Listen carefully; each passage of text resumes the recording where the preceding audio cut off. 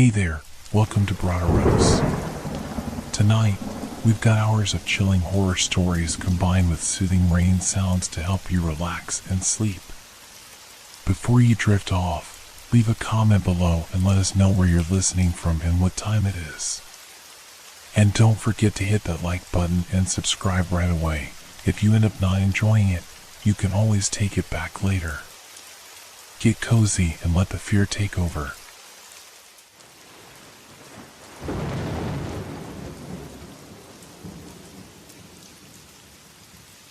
Sins of the past.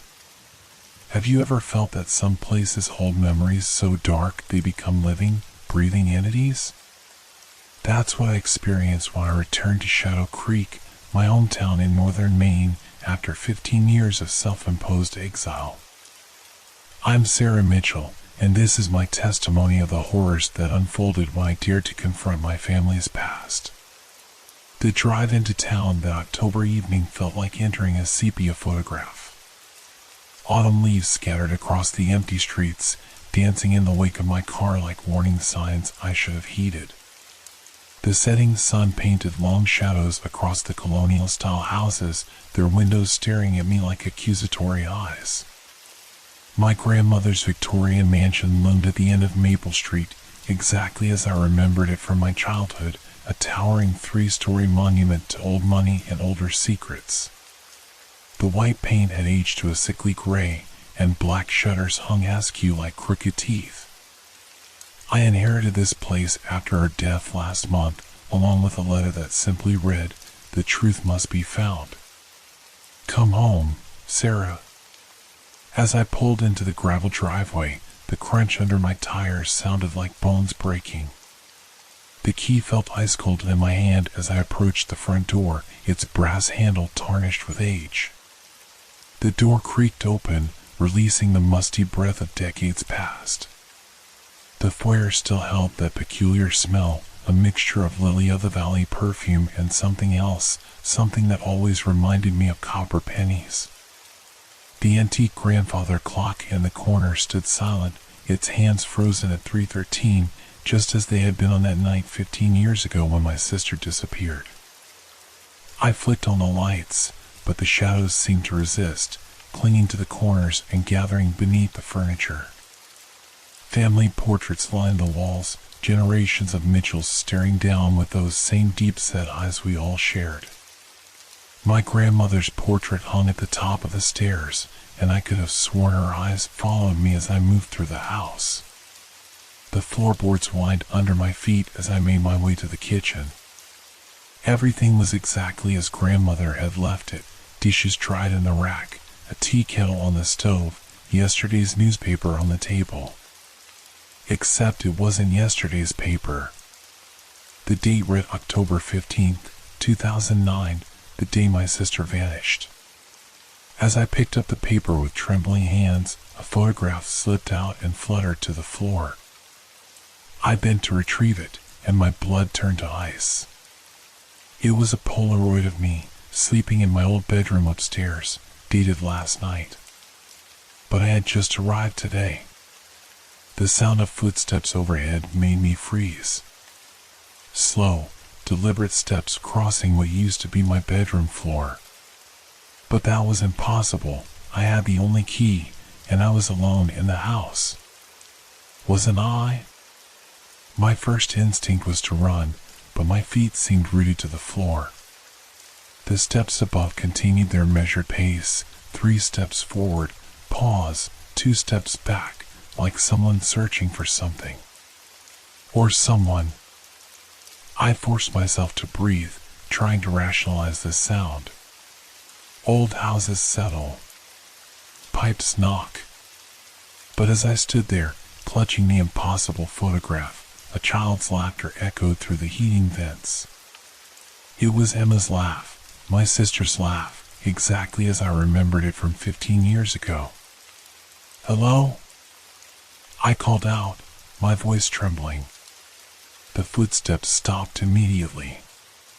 The silence that followed was absolute, pressing against my eardrums like cotton wool.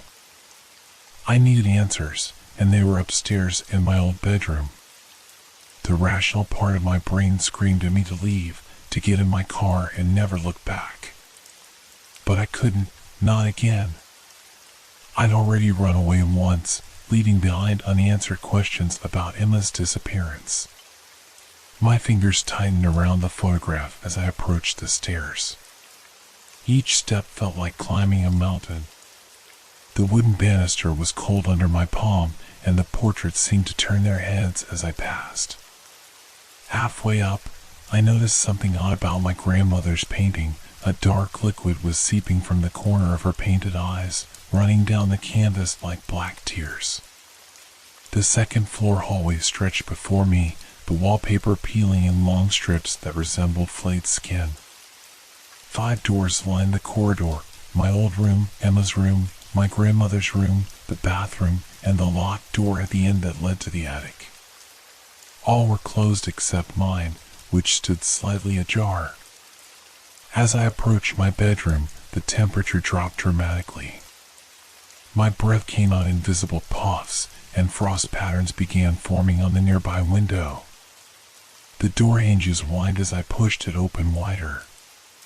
The room was exactly as I'd left it, down to the poster of The Cure still hanging above my bed. But there was something wrong with the mirror on my old vanity. Its surface rippled like disturbed water, and in its depths, I caught a glimpse of movement. A small figure in a white dress, skipping rope. Emma? On my bed lay an open diary, my diary from 15 years ago. It was turned to the last entry I'd written, dated October 14th, 2009. But there was new writing below mine, in fresh ink that still glistened wetly on the page. You knew what was happening, Sarah. You saw the signs. Why didn't you save me? The writing was in Emma's childish scrawl. A floorboard creaked behind me. In the mirror's reflection, I saw my sister standing in the doorway, still 8 years old, still wearing the white dress she disappeared in. But when she smiled, her teeth were sharp and numerous, like rows of needles. I spun around, but the doorway was empty. When I turned back to the mirror, my own reflection had changed.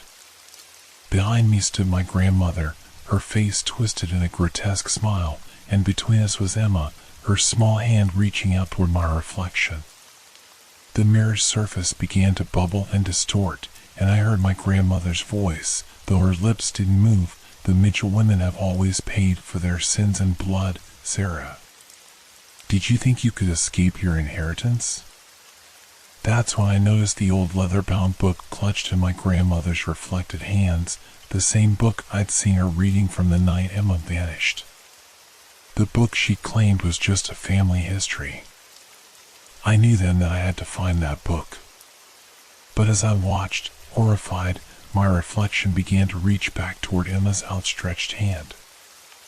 I jerked away from the mirror just as my reflection's fingers brushed against Emma's.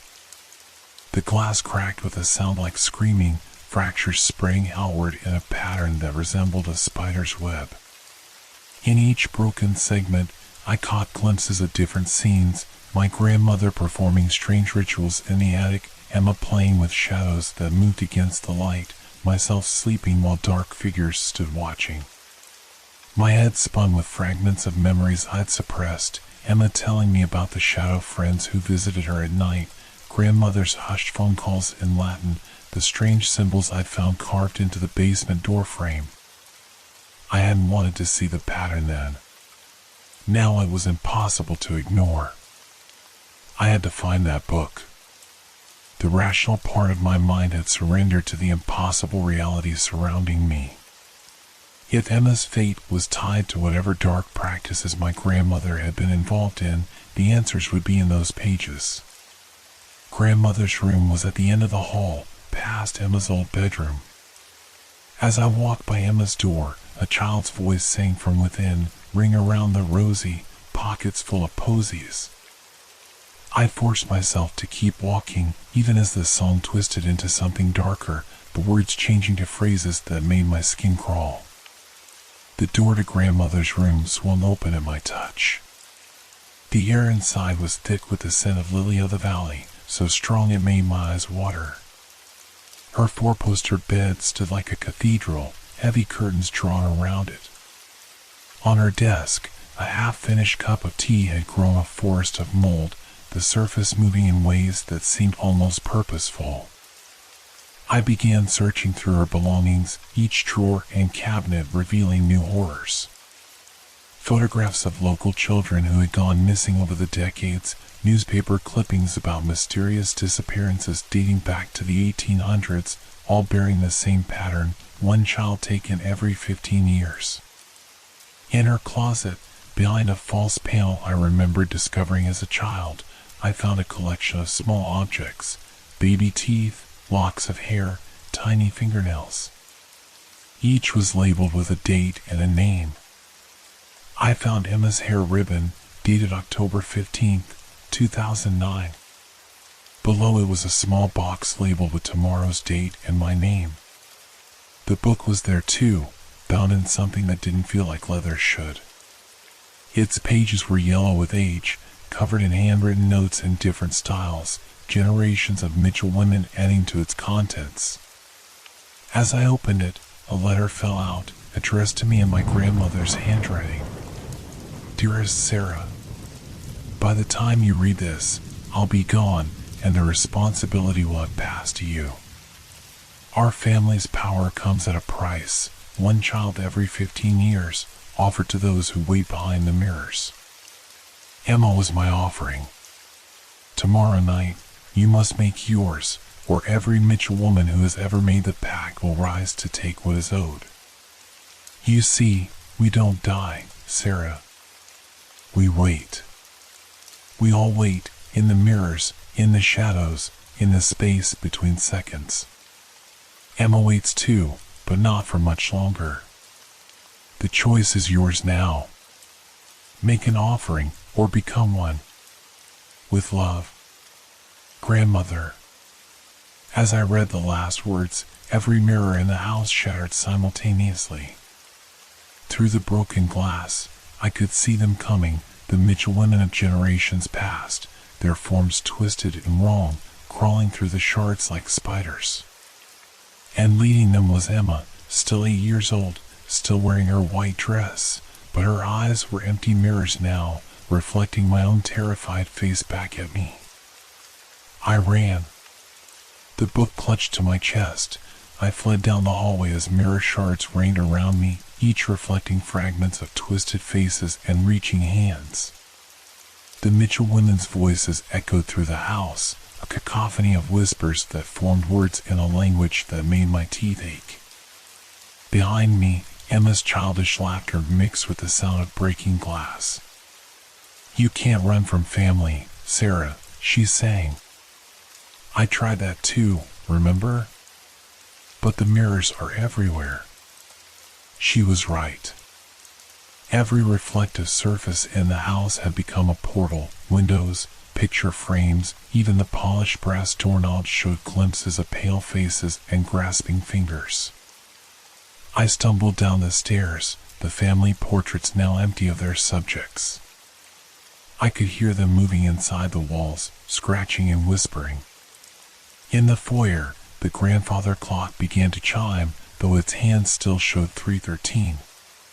With each bell toll, a new Mitchell woman emerged from the mirrors, great-great-grandmother Elizabeth in her Victorian dress, Aunt Catherine with her throat still bearing rope marks, Cousin Mary with skin bleached white from drowning.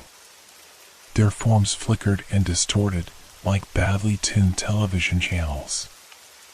I made it to the kitchen, desperately searching for a way out, but the doors and windows had vanished, replaced by mirrors that stretched from floor to ceiling. My grandmother stood in each one, multiplied infinitely, her face bearing that same gentle smile she'd worn when telling me bedtime stories about the family's special gifts. You've grown so strong, Sarah, she said, her voice coming from everywhere and nowhere.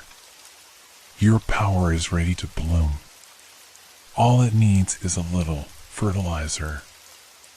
I won't, I gasped, backing away. I won't sacrifice anyone. Then you'll join us, Emma said, stepping through the nearest mirror as easily as walking through a doorway. It's not so bad here, sister. Time doesn't move the same way. We can play together forever. I opened the book, frantically searching its pages for anything that could help. Generations of Mitchell women had documented their dark bargains, their sacrifices, their growing power. But there, in the margins of a page written by my great-grandmother, I found a different kind of note. There must be another way. The power can be broken, but the price is higher than the bargain itself. Blood calls to blood, and only by returning what was taken. The rest was scratched out, the page stained with what looked like tears or blood. Emma was getting closer, her mirror eyes reflecting infinite versions of my terrified face. Behind her, the Mitchell women moved in a slow procession, their forms becoming more solid with each step. The air grew thick with the smell of lily of the valley and copper, and I could feel the weight of generations of dark bargains pressing down on me. That's when I noticed something about the book's binding. There was a pattern to the stitching, familiar symbols that matched the ones I'd seen on the basement door frame.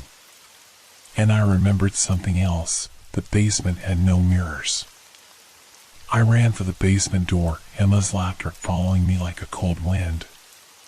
You can't hide down there, she called. The dark belongs to us now. But I wasn't looking to hide. With trembling hands, I traced the symbols on the door frame, remembering how I caught grandmother doing the same thing the night Emma disappeared. The door swung open, revealing stairs that descended into absolute darkness. As I took the first step down, I heard Emma's voice change, becoming something older, something that had never been human. If you go down there, you'll see what's behind the mirrors. Are you ready for that, sister? The darkness below seemed to breathe, and I could hear something moving in it, something big. But I had the book, and I had finally understood what my great-grandmother's note meant. There was indeed another way to end this, but Emma was right about one thing. I wasn't going to like what I was about to see. The basement steps creaked beneath my feet as I descended into darkness so thick it felt alive. The book pulsed in my hands like a beating heart, its binding warm and slick with something that wasn't sweat. Above me, the door slammed shut with a finality that echoed through my bones.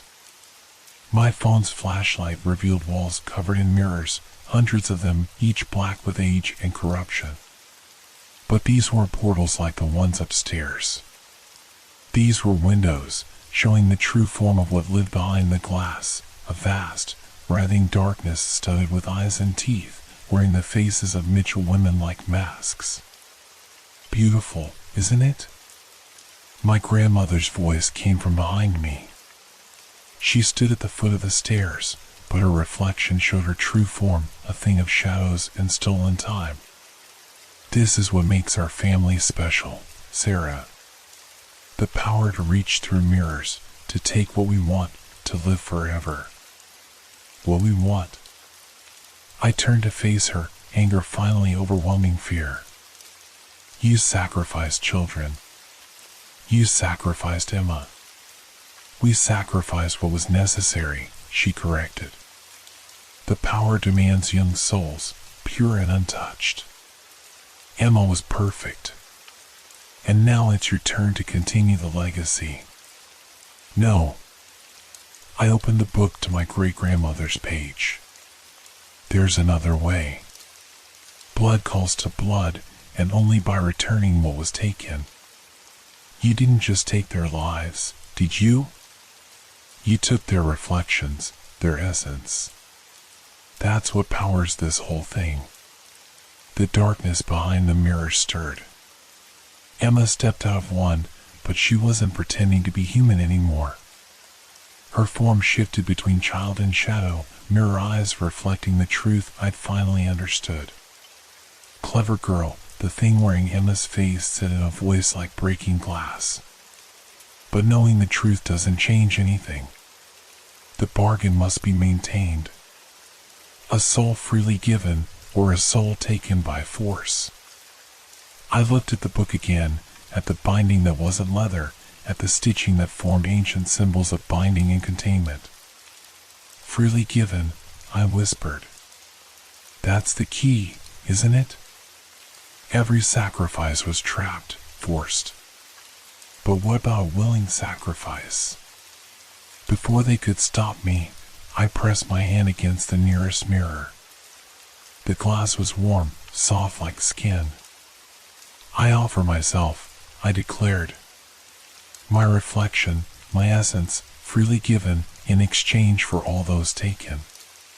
The basement erupted into chaos. The mirrors cracked and rippled, the darkness behind them screaming in 1,000 voices. My grandmother lunged for me, her form dissolving into shadow, but she was too late. The mirror pulled me in, and I saw the truth, the vast, impossible space behind all reflections, where the Mitchell women's victims floated like stars in a dark sea. I reached for them, offering my own reflection as a bridge back to reality. They came rushing past me, decades of stolen children, their souls flowing back into the world like a river breaking through a dam.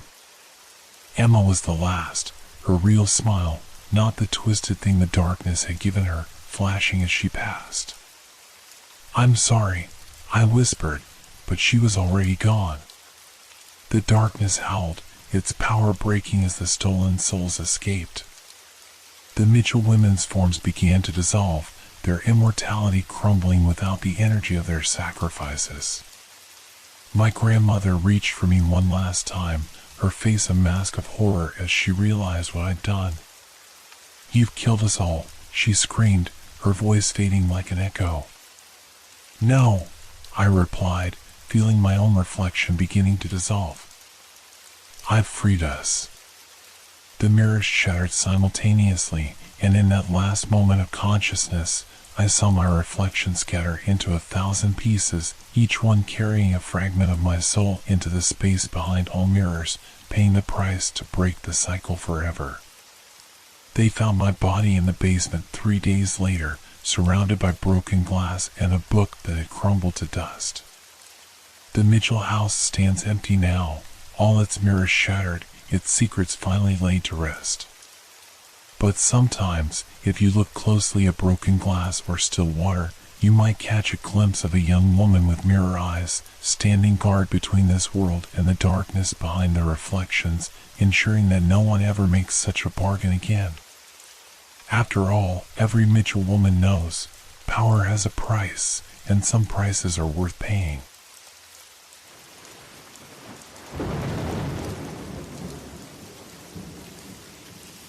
Possessed by an old amulet. Have you ever felt like an object was watching you? I never believed in such nonsense until that fateful day when I stumbled upon the amulet. Now, I'm not so sure about anything anymore. My name is Alex Thompson, and I'm a history professor at a small liberal arts college in New England. My life was ordinary, even boring, until last summer when I decided to take a solo road trip through the back roads of rural Massachusetts. I've always been fascinated by the area's rich history, particularly the stories of witchcraft and the supernatural that seem to permeate every old town and abandoned farmhouse. It was on the 3rd day of my trip when I saw the sign for a small antique shop just off the main road. Curiosities and Antiquities, it read in faded gold lettering. Something about it caught my eye, and I found myself pulling into the gravel driveway before I even realized what I was doing. The shop was housed in an old Victorian home, its paint peeling and shutters hanging askew. As I stepped onto the creaking porch, a chill ran down my spine despite the warm summer air. I hesitated for a moment, my hand hovering over the tarnished brass doorknob. Something in the back of my mind whispered that I should turn back, get in my car, and drive away. But curiosity got the better of me, as it often does. The bell above the door jangled discordantly as I entered, and the smell of dust and old books assaulted my nostrils. The interior was dimly lit, with shelves upon shelves of oddities lining the walls. Stuffed animals with glassy eyes seemed to follow me as I made my way deeper into the shop.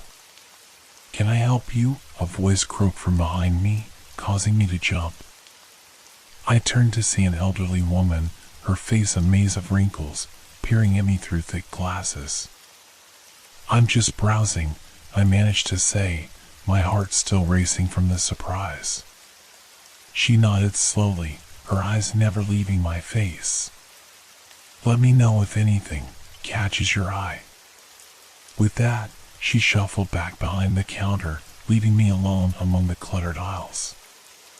I wandered through the shop, my fingers trailing over dusty books and tarnished silverware. Nothing particularly interested me until I reached a glass case near the back of the store. Inside, nestled on a faded velvet cushion, lay an amulet. It was unlike anything I'd ever seen before. Made of what appeared to be tarnished silver, it was roughly the size of a $50 coin. The front was etched with intricate symbols I didn't recognize, surrounding a central design that looked like a stylized eye. The eye seemed to shimmer in the dim light, almost as if it were blinking. I shook my head, certain it was just a trick of the light. But I couldn't tear my gaze away from the amulet. It was as if it was calling to me, whispering promises of ancient secrets and forgotten knowledge. "Ah, I see you've found our most unique piece," the old woman's voice startled me again. She had approached silently, her eyes glinting behind her glasses as she looked at the amulet. "What can you tell me about it?" I asked, surprised by the eagerness in my own voice. She smiled, revealing yellow teeth. "It's very old, that much is certain. They say it belonged to a powerful witch in the 17th century, but who knows? Such stories often grow in the telling." She paused, studying my face. "Are you interested in purchasing it?" I hesitated. I'm not usually one for impulse buys, especially not of potentially cursed artifacts. But something about the amulet drew me in. Before I knew what I was doing, I heard myself say, "Yes, I'll take it." The transaction was quick and oddly anticlimactic. The old woman named a price that was surprisingly reasonable for such an apparently rare item. As she wrapped the amulet in brown paper, I could have sworn I heard a faint whisper, like the rustle of dry leaves.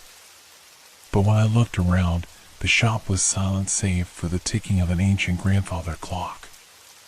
As I left the shop, the amulet safely tucked in my jacket pocket, I felt a mixture of excitement and unease. The sun was setting as I got back into my car, casting long shadows across the landscape. I couldn't shake the feeling that I was being watched, even though the road was deserted.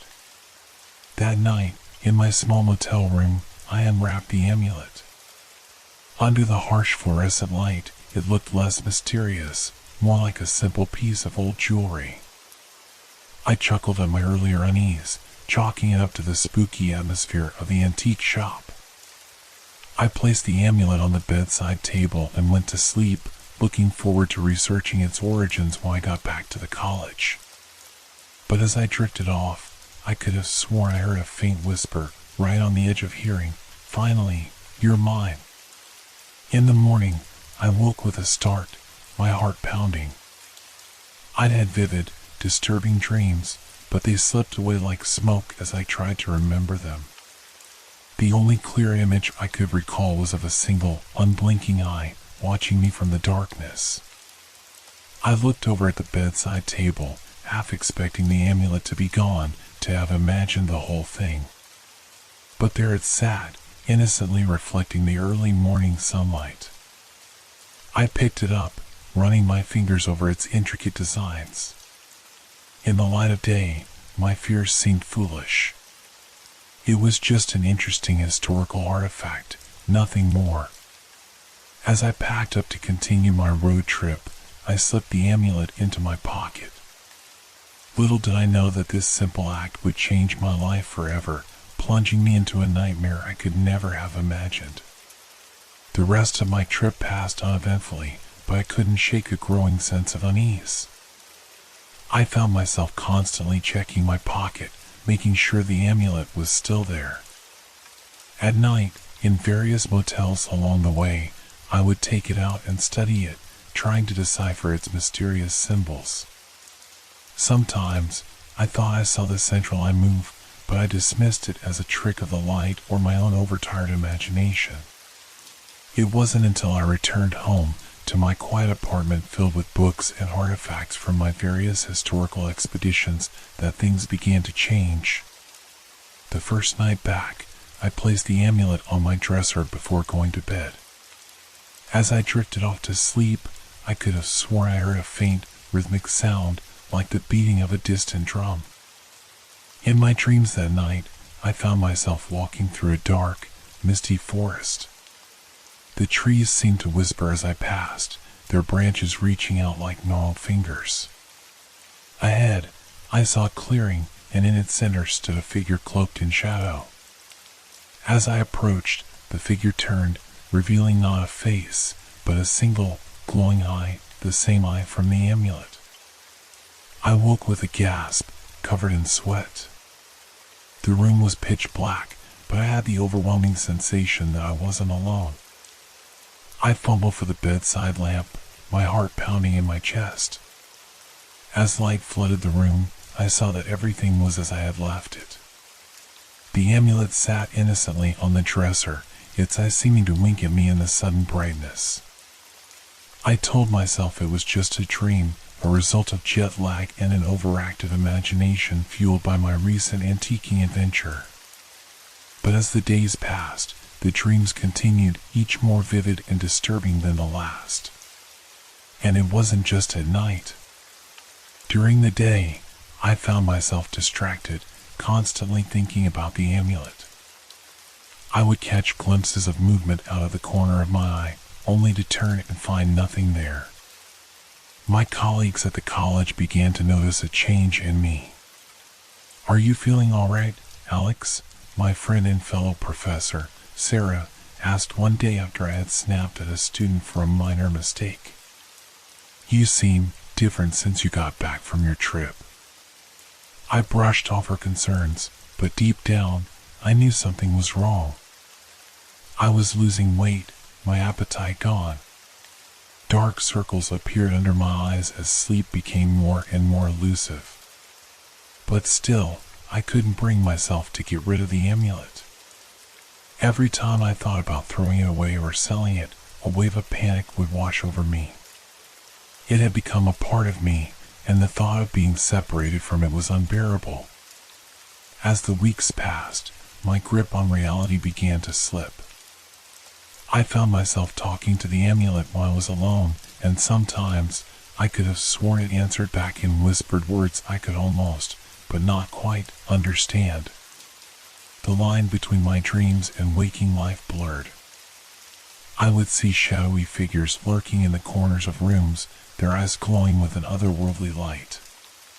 One night, about a month after I had acquired the amulet, I woke to find myself standing in front of my bathroom mirror, the amulet clutched tightly in my hand. I had no memory of getting out of bed. As I stared at my haggard reflection, the amulet began to grow warm in my palm. I looked down at it, and to my horror, I saw the eye in its center blink.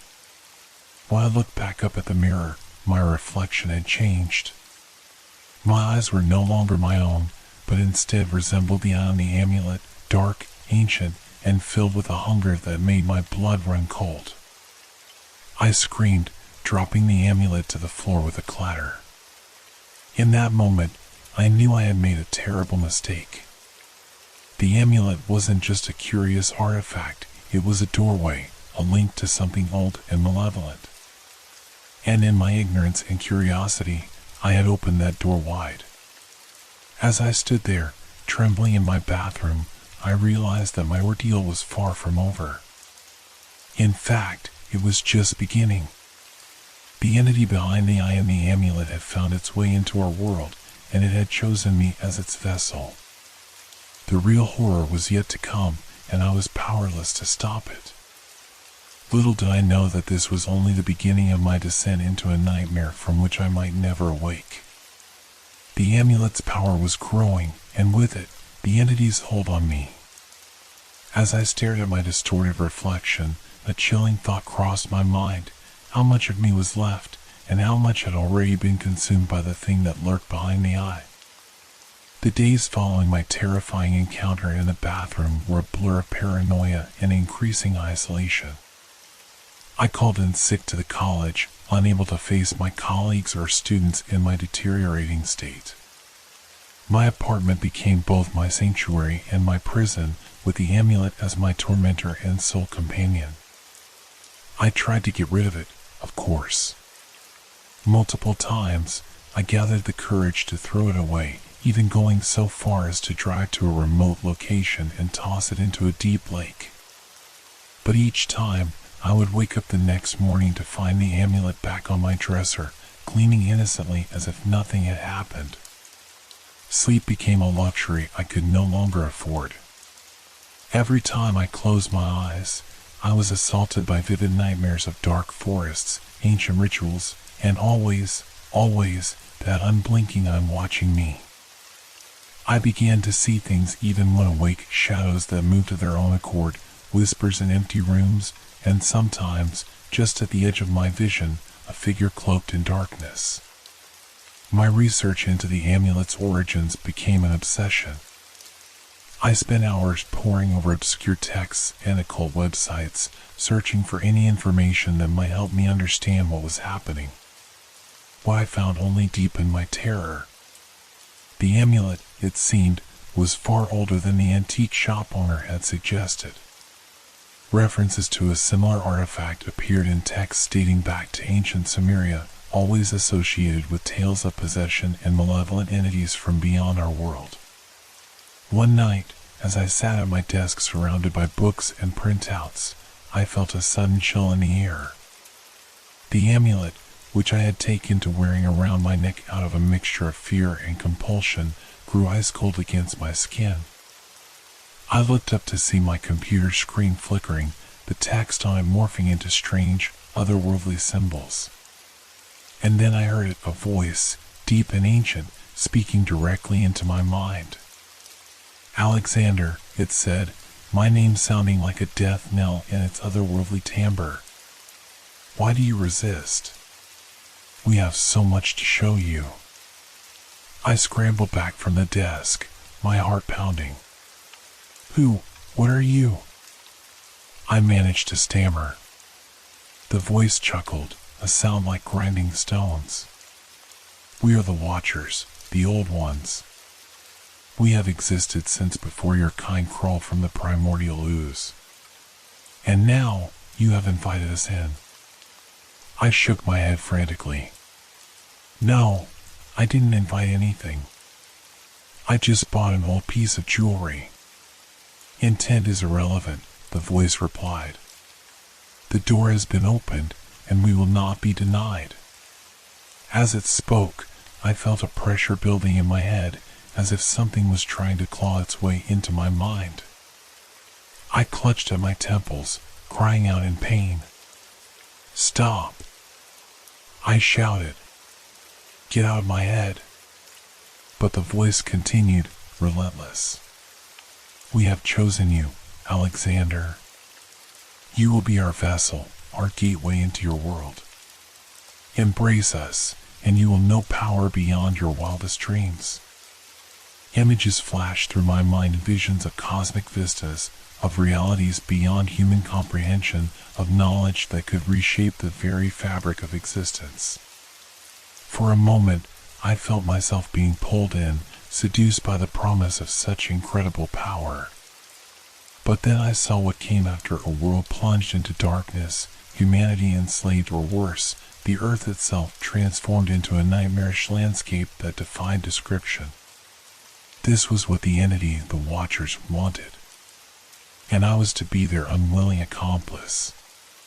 With a supreme effort of will, I tore the amulet from my neck and threw it across the room. The voice cut off abruptly, and the pressure in my head subsided. I collapsed to the floor, gasping for breath. For a long moment, I just lay there, trembling. But I knew this reprieve was temporary. The Watchers had made their intentions clear, and they wouldn't give up easily. I had to find a way to stop them, to close the door I had unwittingly opened. As I struggled to my feet, my eyes fell on the amulet where it had fallen. The eye at its center seemed to stare at me accusingly, and I could have sworn I heard a faint whisper, "You cannot escape us, Alexander. We are patient. We are eternal. And we are coming." I knew then that my life as I had known it was over. The battle for my soul, and perhaps for the fate of the world, had begun. And I was terrifyingly unprepared for what was to come. That night marked a turning point. I could no longer deny the reality of what was happening to me. The Watchers were real, their threat was real, and I was in way over my head. I needed help, but who could I possibly turn to? Who would believe me? I thought of my colleagues at the university, but quickly dismissed the idea. They were historians and academics, not occultists or exorcists. They'd think I'd lost my mind, and truthfully, I wasn't entirely sure they'd be wrong.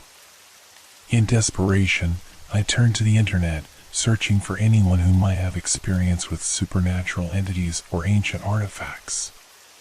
Most of what I found was clearly fake charlatans and role players. But buried deep in an obscure forum, I found a post that gave me a glimmer of hope. It was from someone claiming to be a former curator at a museum of occult artifacts. They described an experience chillingly similar to mine: an ancient amulet, whispered voices, growing paranoia and terror. But unlike me, they claimed to have found a way to sever the connection. With shaking hands, I sent them a private message, pouring out my story and begging for help. The wait for a response was agonizing. Every creak of my apartment, every shadow in the corner, sent my heart racing. The amulet sat on my desk, the eye at its center seeming to mock me with its unblinking gaze. Finally, after what felt like an eternity, a response came. The former curator, who introduced herself as Elena, expressed sympathy for my plight and offered to help. But her next words sent a chill down my spine. "The entity you're dealing with is dangerous beyond imagining. Severing the connection won't be easy, and it comes with great risk. Are you sure you want to proceed?" I stared at the screen, my finger hovering over the keyboard. Was I sure? The rational part of my mind screamed that this was madness, that I should go to a doctor, a therapist, anyone who could provide a logical explanation for what was happening to me. But as I hesitated, I felt the now familiar pressure building in my head. The voice of the Watchers whispered at the edge of my consciousness, promising power, knowledge, and horrors beyond imagining. I made my decision. Whatever the risk, whatever the cost, I had to break free. I typed my response. "I'm sure. Please, tell me what I need to do." Elena's reply came quickly, outlining a ritual that she claimed could banish the entity back to its own realm. The preparations were complex, requiring rare herbs, specific astronomical alignments, and a willingness to put my very soul on the line. But be warned, her message concluded, the Watchers won't give up easily. They'll fight you every step of the way. And if you fail, the consequences will be unimaginable. As I read her words, the lights in my apartment flickered. The temperature dropped dramatically, my breath fogging in the suddenly frigid air. And from the amulet on my desk, I heard a sound that would haunt me for the rest of my days, a low, guttural growl filled with ancient malice and the promise of retribution. The Watchers knew what I was planning, and they were not pleased.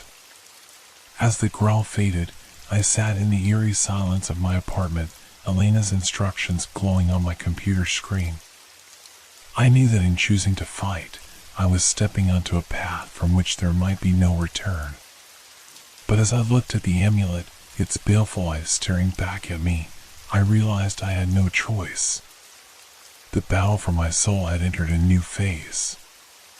And only time would tell if I had the strength to emerge victorious or if I would be consumed by the darkness that now threatened to engulf me. The next few days were a blur of frantic preparation and escalating terror. Following Elena's instructions, I began gathering the components needed for the banishing ritual. Some were easy enough to find: candles, salt, chalk. Others required more unorthodox methods of acquisition. I found myself in the seedier parts of town, dealing with people who looked at me with a mixture of pity and fear as I requested things like graveyard dirt collected under a full moon and ash from a witch's pyre. All the while, I could feel the Watcher's presence growing stronger. The whispers in my head became a constant, maddening chorus. Shadows seemed to move of their own accord, always just at the edge of my vision.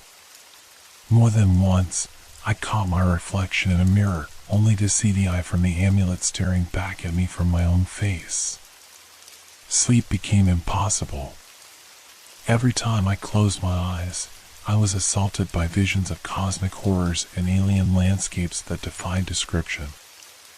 I existed in a constant state of exhausted terror, fueled by caffeine and the desperate hope that Elena's ritual would work. As the day of the ritual approached, the Watcher's attempts to stop me grew more overt and violent. Objects would fly across the room, smashing against walls. The temperature in my apartment fluctuated wildly, going from freezing cold to sweltering heat in a matter of minutes.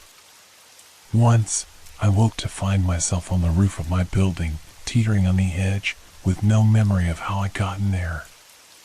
Through it all, the amulet remained a constant presence. I couldn't bring myself to wear it anymore, but neither could I let it out of my sight. It sat on my desk, the eye at its center seeming to follow my every move.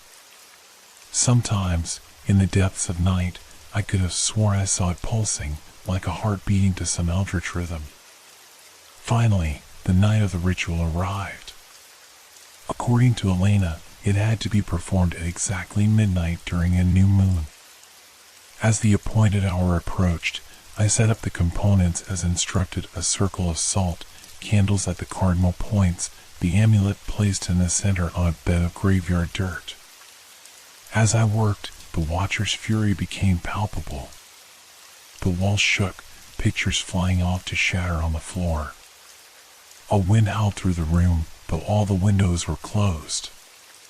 And always, the voices whispered, alternating between threats and seductive promises. "You cannot banish us, Alexander," they hissed. "We are eternal. We are inevitable. Submit to us, and we will show you wonders beyond imagining." I gritted my teeth, forcing myself to focus on the ritual preparations. "I'd rather die," I muttered. A chilling laugh echoed through my mind. "That can be arranged." At precisely midnight, I began the ritual, my voice shaking as I recited the words Elena had provided. They were in no language I recognized, the syllables twisting my tongue in unnatural ways. As I spoke, the candles flared, their flames stretching towards the ceiling. The amulet began to glow, the eye at its center opening wider than should have been possible. And then the pain hit. It felt like my skull was being split open, like every cell in my body was being torn apart and reassembled. I screamed, but forced myself to continue the chant. Through tears of agony, I saw the room around me begin to warp and twist, reality itself seeming to buckle under the strain of what I was attempting. The voices of the Watchers rose to a deafening crescendo, no longer whispers, but full-throated howls of rage and desperation. I felt an overwhelming pressure, as if something vast and ancient was trying to force its way into our reality through the portal of my mind. "You are ours," the voices roared. "You opened the door. You invited us in. You cannot undo what has been done." For a moment, I faltered. Doubt crept in. What if they were right? What if this ritual wasn't banishing them, but giving them exactly what they wanted? What if I was about to unleash something unspeakable upon the world? In that moment of hesitation, I felt a presence enter the room. At first, I thought it was the Watchers finally breaking through. But then I saw a shimmering, translucent figure standing just outside the salt circle. It was Elena. "Don't stop," she urged, her voice sounding as if it came from a great distance. "You're almost there. Finish the ritual." Seeing her, knowing I wasn't alone in this fight, gave me a renewed surge of strength. I forced the final words of the chant past my lips, each syllable feeling like broken glass in my throat. There was a moment of absolute silence. Then, with a sound like reality itself tearing apart, a vortex of energy erupted from the amulet. I was thrown backwards, slamming into the wall with bone-jarring force. Through blurred vision, I saw the amulet rise into the air, spinning faster and faster at the center of the maelstrom. The voices of the Watchers screamed in fury and, was that fear? The vortex grew, swallowing up the candles, the salt, the graveyard dirt. The amulet at its center began to crack, lines of brilliant light spreading across its surface. With a final, earth-shaking roar, the amulet shattered. There was a blinding flash of light, a sensation of unimaginable pressure, and then, nothing. I came to slowly, my entire body aching as if I'd gone 10 rounds with a heavyweight boxer. The room was in shambles, furniture overturned, walls cracked. Of the ritual components, there was no sign. And the amulet. I searched frantically, digging through the debris. Finally, I found it, or what was left of it. The amulet had been reduced to a twisted lump of metal, the eye at its center gone, leaving only a jagged hole. For a long moment, I just sat there, holding the remnants of the amulet, waiting for the whispers, the visions, the feeling of being watched. But there was only silence. Blessed, wonderful silence. A laugh bubbled up from my chest, bordering on hysteria. Had I done it? Had I actually managed to banish the Watchers? As the laughter subsided, I became aware of a presence. Looking up, I saw Elena's spectral form still standing in the room, a sad smile on her face. "You did well, Alexander," she said softly. "But I'm afraid your ordeal is far from over." My blood ran cold at her words. "What do you mean?" "The amulet is destroyed. The voices are gone. It's over, isn't it?" Elena shook her head. "The Watchers are gone, yes. But the door you opened, it doesn't close so easily. And there are other things out there, older and darker than the Watchers, that may have noticed the disturbance you caused." I felt a wave of despair wash over me. Then what was the point of all this? What do I do now? "Now," Elena said, her form already beginning to fade, "you prepare. Because something is coming, Alexander. Something that makes the Watchers look like a minor nuisance in comparison. And you may be the only one who can stop it." As her last words echoed in the destroyed room, I sat amid the wreckage of my old life, clutching the twisted remains of the amulet. I had won this battle, but Elena's warning rang in my ears. The war, it seemed, was just beginning. And as the first rays of dawn crept through my shattered windows, I couldn't shake the feeling that somewhere, In the vast darkness between worlds, something ancient and malevolent had turned its gaze towards Earth. Towards me. The real nightmare, I feared, was yet to come. The days following the ritual were a strange mix of relief and mounting dread. On one hand, the constant whispers and visions that had plagued me since acquiring the amulet were gone. I could sleep without nightmares for the first time in weeks. The oppressive sense of being watched had lifted, and I began to feel like myself again. But Elena's warning haunted me. What had I unleashed in my desperate attempt to rid myself of the Watchers? And how could I possibly prepare for something even worse? I tried to return to my normal life, but found it impossible. How could I stand in front of a classroom and lecture about history when I knew firsthand that there were forces out there that defied all rational explanation?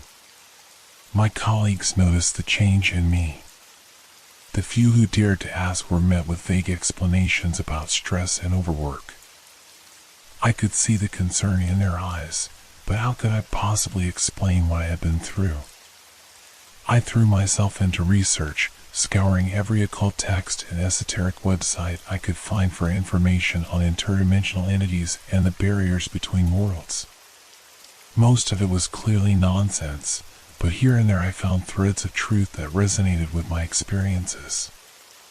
One night, about a week after the ritual, I was deep into an obscure grimoire when I felt a familiar chill in the air. Looking up, I saw Elena's spectral form materializing in my study. "It's time, Alexander," she said without preamble. "They're coming." I felt my heart rate spike. "Who's coming?" "The Watchers?" She shook her head. "Something far older. The Watchers were merely servants, foot soldiers. What's coming now? They're the generals. The old ones." As she spoke, I became aware of a low, thrumming vibration. It seemed to be coming from everywhere and nowhere at once, reverberating in my bones. The lights flickered, and I swore I could see shapes moving in the shadows, writhing and twisting in ways that hurt my eyes to look at. "What do I do?" I asked, trying to keep the panic out of my voice. "You fight," Elena said simply. "The ritual you performed didn't just banish the Watchers.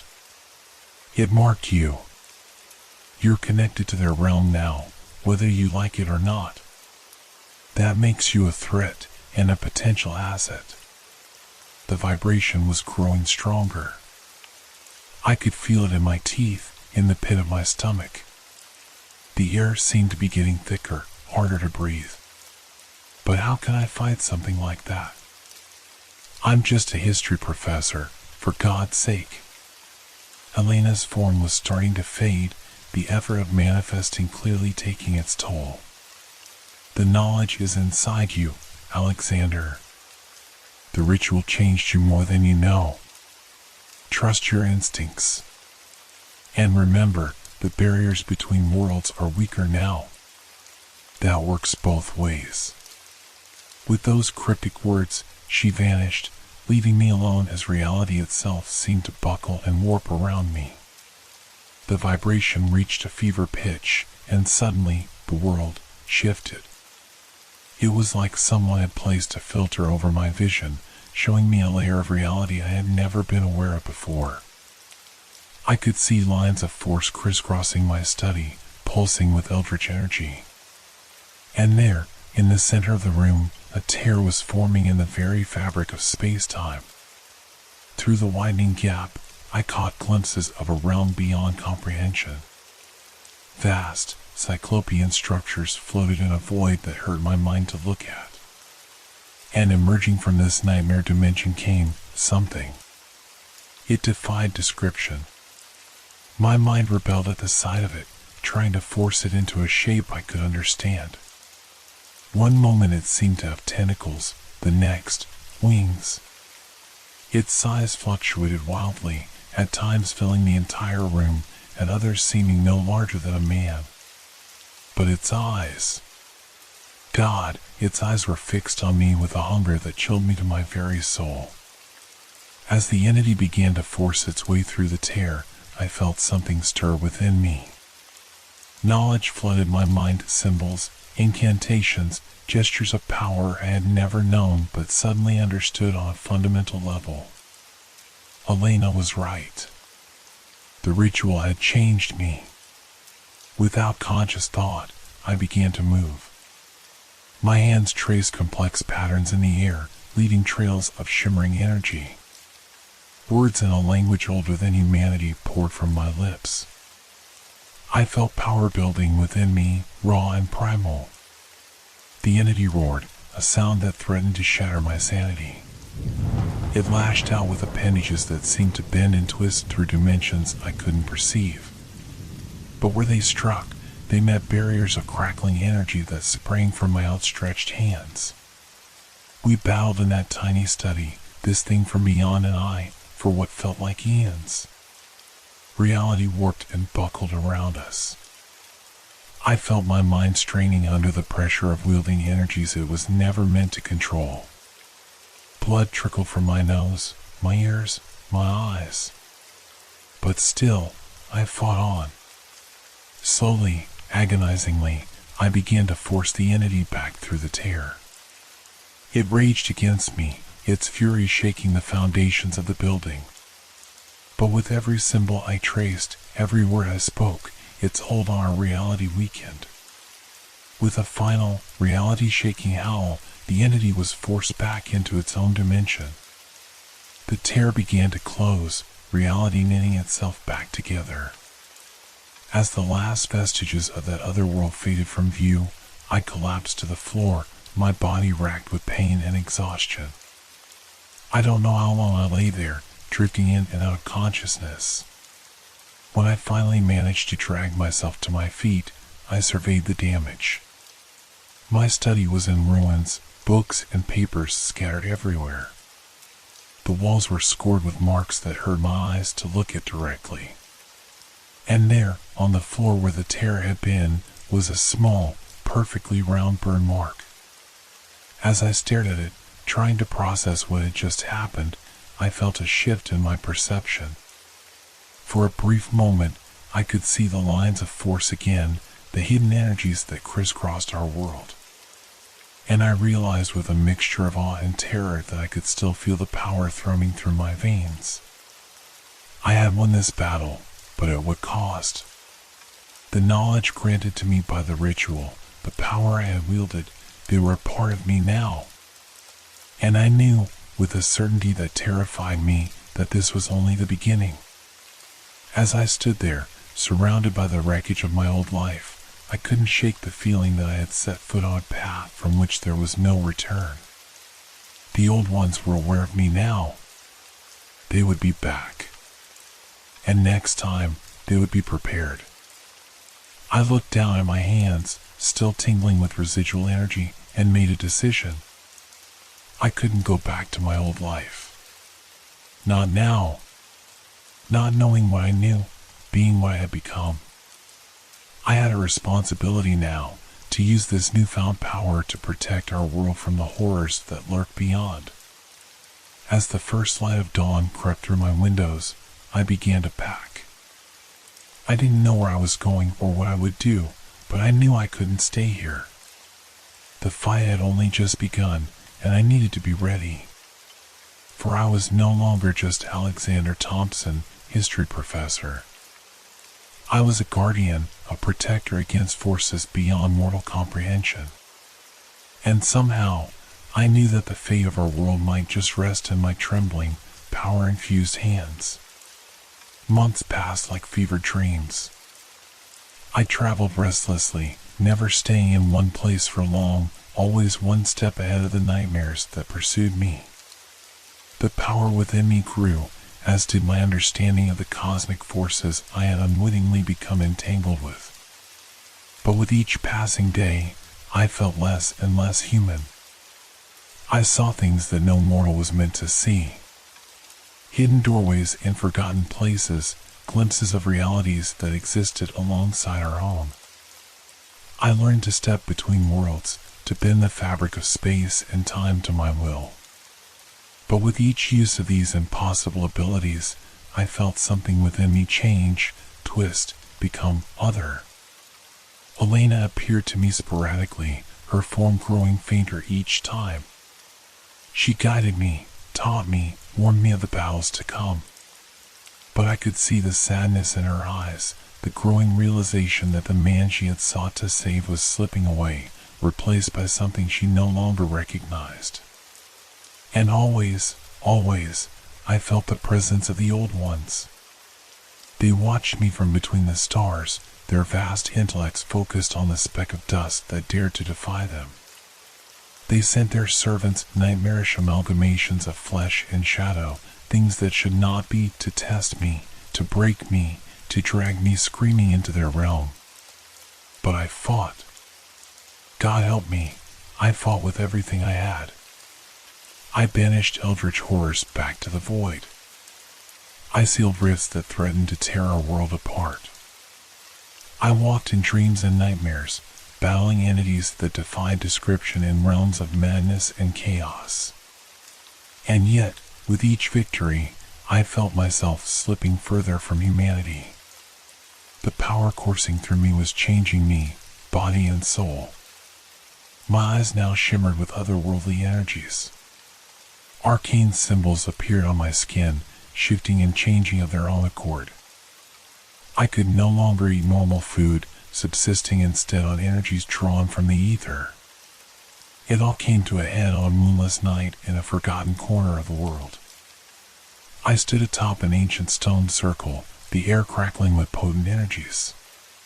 The stars above seemed to pulse and writhe, and I knew with dreadful certainty that the final battle was upon me. The sky tore open, a gash of utter darkness against the night. And through it came the old ones in all their terrible glory.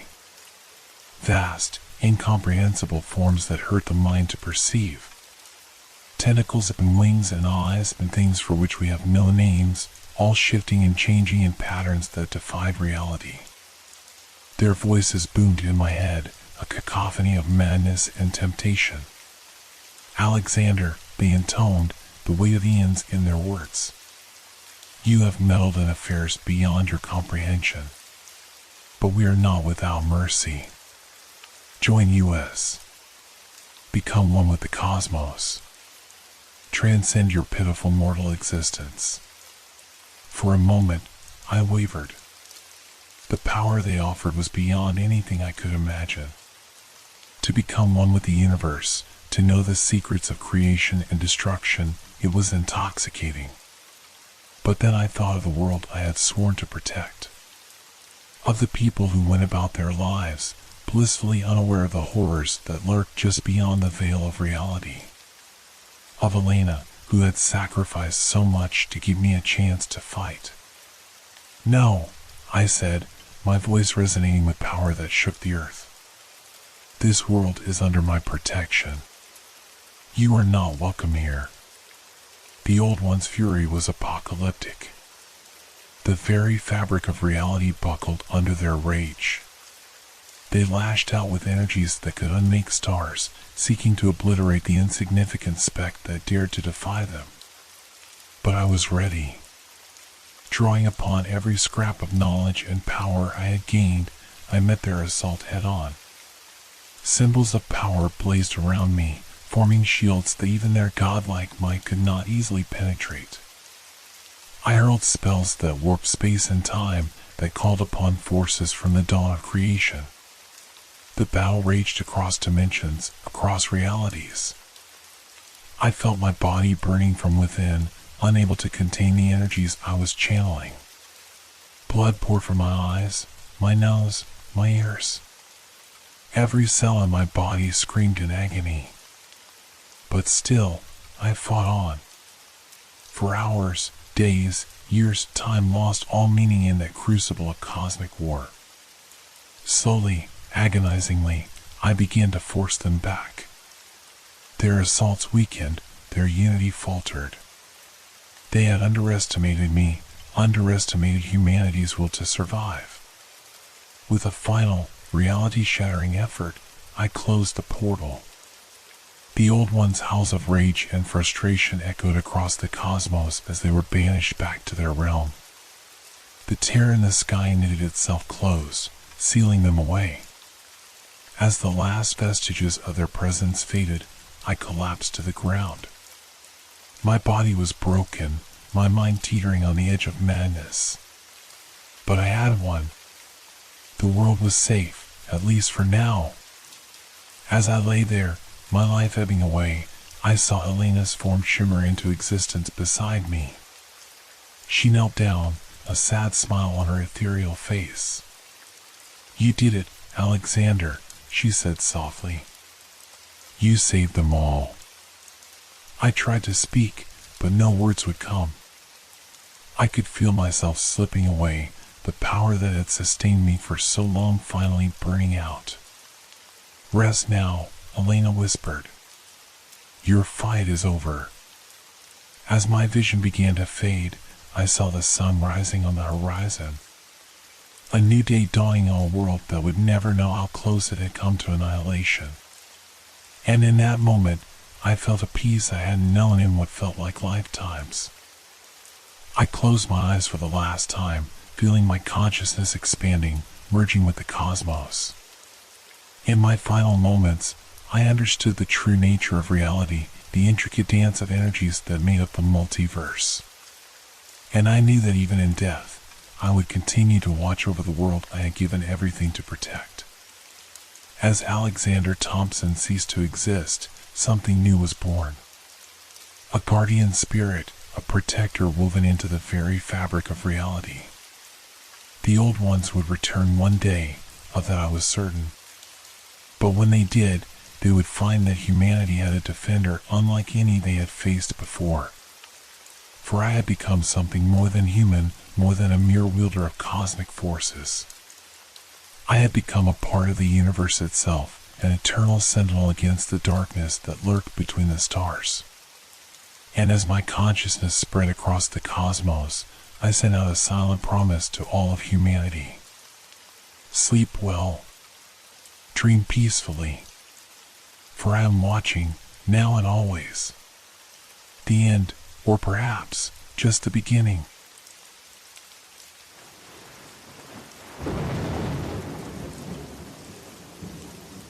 Lost witnesses.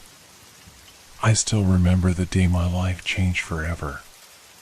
It started like any other Thursday, with the sun rising over the city, casting long shadows on the pavement. I had just finished my morning coffee, the rich aroma still lingering in my kitchen. It was one of those peaceful mornings that trick you into believing everything is normal. But lurking beneath the surface was a sense of dread that I couldn't quite shake off. As I stepped out of my apartment, the crisp air hit me, sharp and invigorating. I lived on the 5th floor of a rundown building in a neighborhood that felt both familiar and foreign. The walls seemed to whisper secrets, their cracked paint echoing the stories of those who had come and gone. I brushed aside the unsettling thoughts and walked towards the bus stop. The bus ride to work was uneventful, filled with the usual crowd of tired commuters. I found a seat by the window and gazed out at the passing scenery.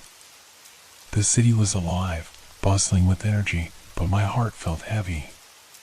Perhaps it was just a lingering unease, but I couldn't shake the feeling that something was about to happen. After work, I decided to take a detour through the park. I often sought solace among the trees, the rustling leaves offering a comforting backdrop to my chaotic thoughts.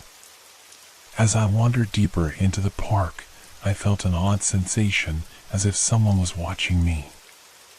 I paused and glanced around, but the paths were empty, save for a few distant joggers. I told myself it was just my imagination playing tricks. That's when I heard it, a sudden, sharp scream that shattered the tranquility of the evening. It echoed through the trees, and I froze. The sound was filled with terror, the kind that sends chills racing down your spine. I moved cautiously toward the source, my heart pounding in my chest. With each step, the feeling of dread intensified. As I rounded a bend, I stumbled upon a scene that would haunt me forever. A man, his face obscured by shadows, was looming over another person on the ground. I could barely make out the details, but the glint of a knife caught the fading light. Time slowed, and every instinct in me screamed to turn around and run. Instead, I stood frozen, a silent witness to a nightmare unfolding before my eyes. In that moment, I knew I should look away, that I should leave and forget what I had seen. But I couldn't. The terror of the scene gripped me, rooting me in place as I absorbed the horror. Then, just as suddenly as it had begun, the man looked up. Our eyes met, and in that fleeting second, I saw something that sent a wave of icy fear coursing through me. He knew I was there. With my heart racing, I turned and ran, the sound of my footsteps pounding against the pavement echoing in my ears. I didn't stop until I reached the safety of my apartment, but even then, I could feel the weight of his gaze pressing against my back. I locked the door, the finality of the click ringing in my ears. As I leaned against the door, gasping for breath, I couldn't help but think, what had I just witnessed? I had seen something I was never meant to see, and now I was trapped in a web of fear that was tightening with every passing moment. I leaned against the door, heart pounding, feeling the chill of dread settle deep in my bones. I could still hear the echo of that scream reverberating in my mind, mingling with the distant sounds of the city outside. My fingers trembled as I fumbled for my phone, desperate to call for help, but my mind was a whirlwind of confusion and fear. Would anyone believe me? What if they came for me, too? The room felt suffocating, the walls closing in around me. I flipped on the television, hoping the noise would drown out my racing thoughts, but it did little to quell the storm inside me. I sat on the edge of the couch, gripping the remote tightly, my eyes darting toward the window. It felt like the whole world had shifted on its axis, and I was stuck at the center of a nightmare. As the evening wore on, I found myself glancing outside more frequently. The street lamps flickered on, casting pools of yellow light onto the darkening street. I couldn't shake the feeling that someone was watching me. Every rustle of leaves or distant footsteps sent a shiver down my spine. When the clock struck 11, a strange sound pierced the stillness. A soft knock at my door made my heart stop. I pressed my back against the wall, holding my breath. I waited, straining to hear, but the knock came again, gentle but persistent. "Hello?" A voice called softly. "It's me, Sarah. I brought you dinner." Relief washed over me as I recognized my neighbor. Sarah was a kind woman who often checked in on me. I had always found comfort in her presence, but tonight I hesitated. I didn't want to drag anyone into my chaos, into the darkness that had invaded my life so suddenly. Still, I knew I needed to face the world again, to reconnect with reality. I opened the door just enough to peek outside. Sarah's warm smile greeted me, but it quickly faded as she saw the fear etched on my face. "Are you okay?" "You look pale," she said, stepping into my apartment without waiting for an invitation. The comforting scent of her homemade lasagna wafted into the room, but it did little to ease my anxiety. I saw something today," I stammered, my voice barely above a whisper. "In the park. A man, he was hurting someone." The words spilled out in a rush, tumbling over each other. I watched as her expression shifted from concern to disbelief. "Are you sure?" she asked, her brow furrowing. "Maybe it was just an argument or a fight." "No, it was different," I insisted, my voice shaking. "I could see the knife, Sarah. He was going to kill them." Her face paled as she processed my words. "You need to call the police. You can't keep this to yourself." I nodded, but the thought of involving the authorities made my stomach twist. What if they didn't believe me? What if they put me in danger? I don't know, I murmured, the weight of my fear pressing down on me. Please, just tell them what you saw, Sarah urged, placing a reassuring hand on my shoulder. You can't just pretend it didn't happen. But even as she spoke, a gnawing feeling of helplessness crept over me. I imagined the man's face, the way his eyes had locked onto mine with an intensity that chilled me to the bone. What if he was out there right now, waiting for me to say something? I could almost feel his presence lurking in the shadows, a dark figure waiting for the perfect moment to strike. After Sarah left, I sat on the couch, staring blankly at the walls. The silence wrapped around me like a suffocating blanket. I couldn't escape the feeling that I was being watched, that the man was somehow aware of my every move. I grabbed my phone again, finally mustering the courage to call the police. My hands trembled as I dialed the number, my heart racing with every ring. When a calm voice answered, I stumbled through my story, the words spilling out in a frantic rush. But as I recounted the details, I felt a deep sense of doubt wash over me. Would they take me seriously? What if they brushed me off, sending me back into my nightmare? The officer on the line listened patiently, then assured me they would send someone over. Stay where you are, ma'am. We'll be there shortly, he said, but the words did little to ease my anxiety. I hung up, staring at the door as though it might burst open any second. My mind raced with possibilities. What if the man was already in the building? What if he had followed me home? I pulled out my laptop, opening up a new tab to search for any recent news about violent crimes in the area. My heart sank as I read headlines about similar incidents, attacks in the park, victims who had vanished without a trace. Each click of the mouse seemed to echo in the silence, amplifying my fear. The clock ticked loudly in the background, each second stretching into eternity.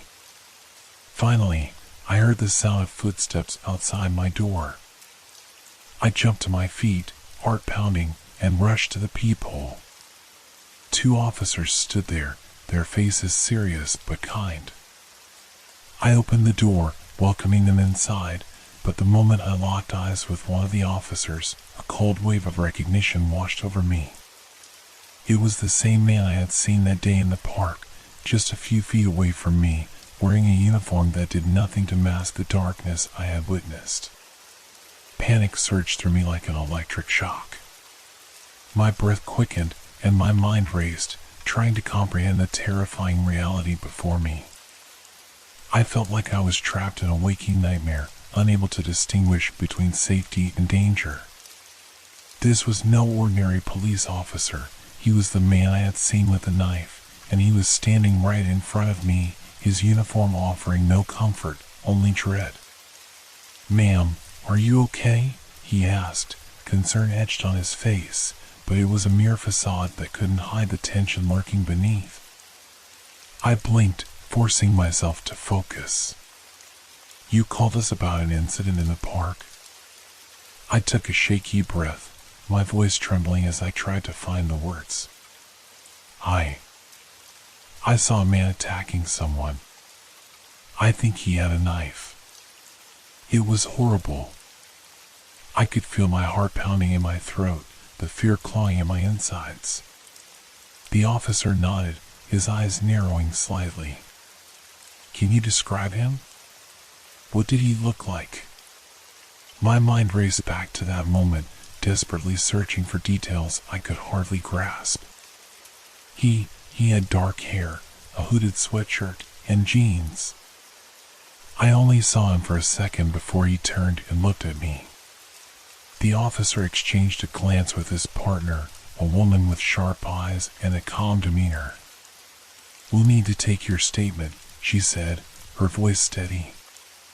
"Can you show us where this happened?" I hesitated, fear flooding back in waves. What if I led them right into a trap? I don't know if I can go back there, I murmured, the thought of returning to that horrifying spot making my stomach churn. Ma'am, it's important that we check the area, the male officer insisted, his tone firm yet gentle. You're not in danger with us. We're here to help you. After a moment of hesitation, I nodded. I couldn't let my fear dictate my actions. I led them down the stairwell, each step feeling heavier than the last. The dim light flickered above us, casting eerie shadows that danced along the walls, heightening my anxiety. I glanced over my shoulder frequently, half expecting to see the dark figure lurking just out of sight. As we exited the building, the crisp night air hit me like a cold slap. I shivered involuntarily, the chill creeping beneath my skin. The park lay ahead, shrouded in darkness, the shadows of trees looming ominously against the moonlit sky. I took a deep breath, steeling myself for what lay ahead. Is this where you saw him? The female officer asked, her voice breaking through my spiraling thoughts. I nodded, my heart racing as I stepped forward, guided by the officer's reassuring presence. The path was illuminated by faint streetlights, but the shadows seemed to stretch endlessly, deep and menacing. As we approached the spot where I had witnessed the attack, the air grew heavier, the tension palpable. I could feel my pulse in my throat, the adrenaline surging through me. Right here, I whispered, pointing to a small clearing surrounded by dense trees. The officers began to search the area, their flashlights sweeping through the darkness. My heart raced as I watched them, the scene echoing in my mind. I fought the urge to run back to the safety of my apartment, the fear of the unknown gnawing at me. Do you see anything? I asked, my voice barely above a whisper. Nothing yet, the male officer replied, but the unease in his tone mirrored my own. I felt exposed, vulnerable, as though the very shadows were conspiring against me. Just then, the female officer called out, her voice carrying a hint of urgency. Over here. We've found something. My heart raced as I rushed over, my breath catching in my throat. She pointed her flashlight at the ground, illuminating a small, glinting object partially buried in the leaves. It was a knife, its blade stained and glimmering ominously in the light. What is this? I gasped, stepping back instinctively. We'll take it in for evidence, the male officer said, his expression serious as he carefully retrieved the knife. This could help us find out what happened. A wave of nausea washed over me. This was no longer just a fleeting moment of horror. It was real, tangible, and I was ensnared in its web. I could hardly breathe as the realization settled in. This was my life now, forever altered by what I had witnessed. Ma'am, can you think of anything else that might help us? The female officer asked, her eyes searching mine for any sign of clarity. I shook my head, trying to suppress the rising panic. I don't know. I can't believe this is happening. Let's get you back home, the male officer said, his voice gentle. We'll follow up on this, and you should rest. You've been through a lot. As we walked back to my apartment, the shadows loomed larger, and the night felt endless. My mind raced with questions, doubts, and fears. I could still feel the man's eyes on me, the weight of his gaze as he had looked up in that terrifying moment. Would he come for me now that I had seen him? Would I ever feel safe again? When we reached my building, the officers stayed close, their presence a small comfort against the encroaching darkness. I felt the weight of their concern, but I also felt the darkness creeping in, a suffocating blanket of fear wrapping around me. Once inside, I closed the door and leaned against it, my breath coming in short gasps. What if he comes for me? I asked, my voice trembling. "We'll patrol the area tonight," the female officer assured me. "You're not alone in this. We'll make sure you're safe." As they left, I locked the door, my heart still racing. I turned off all the lights, casting my apartment into darkness, save for the flickering light from the street below. I sat on the edge of my bed, staring at the shadows that danced across the walls. My thoughts spiraled, filled with what-ifs and should-haves, and as exhaustion began to take hold, I realized I was in a fight far more significant than I had ever imagined. The night stretched on, the silence thickening with each passing hour. I lay there, waiting for dawn to break, the shadows outside my window morphing into nightmare shapes. My mind was a whirlpool of fear and uncertainty. Each creak of the building felt like a warning, a premonition of what was to come. As the hours dragged on, I found myself slipping into a restless state, the weight of my fear pressing down on me like a suffocating blanket. I tried to convince myself that sleep would bring some relief, but the shadows in my room felt alive, shifting and breathing, mocking my inability to escape my thoughts. I couldn't help but imagine the man lurking just outside my door, waiting for the perfect moment to pounce. I wrapped myself in a blanket, clutching it tightly, as if it could shield me from the dark forces that threatened my peace. My phone lay next to me, its screen glowing like a beacon of hope in the encroaching gloom. I considered calling Sarah, but the thought of dragging her into my turmoil felt selfish. Instead, I opened my social media, scrolling mindlessly through posts, seeking any distraction that might dull the fear gnawing at my insides. Each ping of notifications set my heart racing, my mind immediately jumping to the worst-case scenarios. What if it was someone from the police calling with bad news? What if the man had been released? What if he was already here, watching me? Around 3 in the morning, the stillness of my apartment was shattered by a loud crash that echoed through the halls. I froze, adrenaline flooding my system. My heart pounded in my chest, and I strained to listen, each sound amplified in the silence. I slipped out of bed, creeping toward the door, my pulse racing. Was it the police? Had they come back? I peered through the peephole, my breath catching in my throat. The hallway was empty, dimly lit, and eerily quiet. I could hear the faint hum of the city outside, a world alive with noise, while I felt like a ghost trapped in my own home. I opened the door a crack, but the sound had vanished, leaving an unsettling quiet in its wake. Just as I was about to retreat, a soft whisper echoed through the hall. "Help!" It was faint but distinct. My heart skipped a beat. Someone needed help. I glanced back at my apartment, the safety of its four walls beckoning to me, but I felt an inexplicable pull to investigate. I couldn't ignore a cry for help, not after what I had seen. I stepped into the hallway, cautious and alert. The wooden floor creaked beneath my feet, each sound amplifying my anxiety. "Hello?" I called out softly, my voice barely above a whisper. "Is anyone there?" Silence hung in the air, thick and heavy. I strained to hear anything beyond the echo of my own heartbeat. Then, the whisper came again, this time a bit louder, a muffled plea. "Help me." It was coming from the stairwell.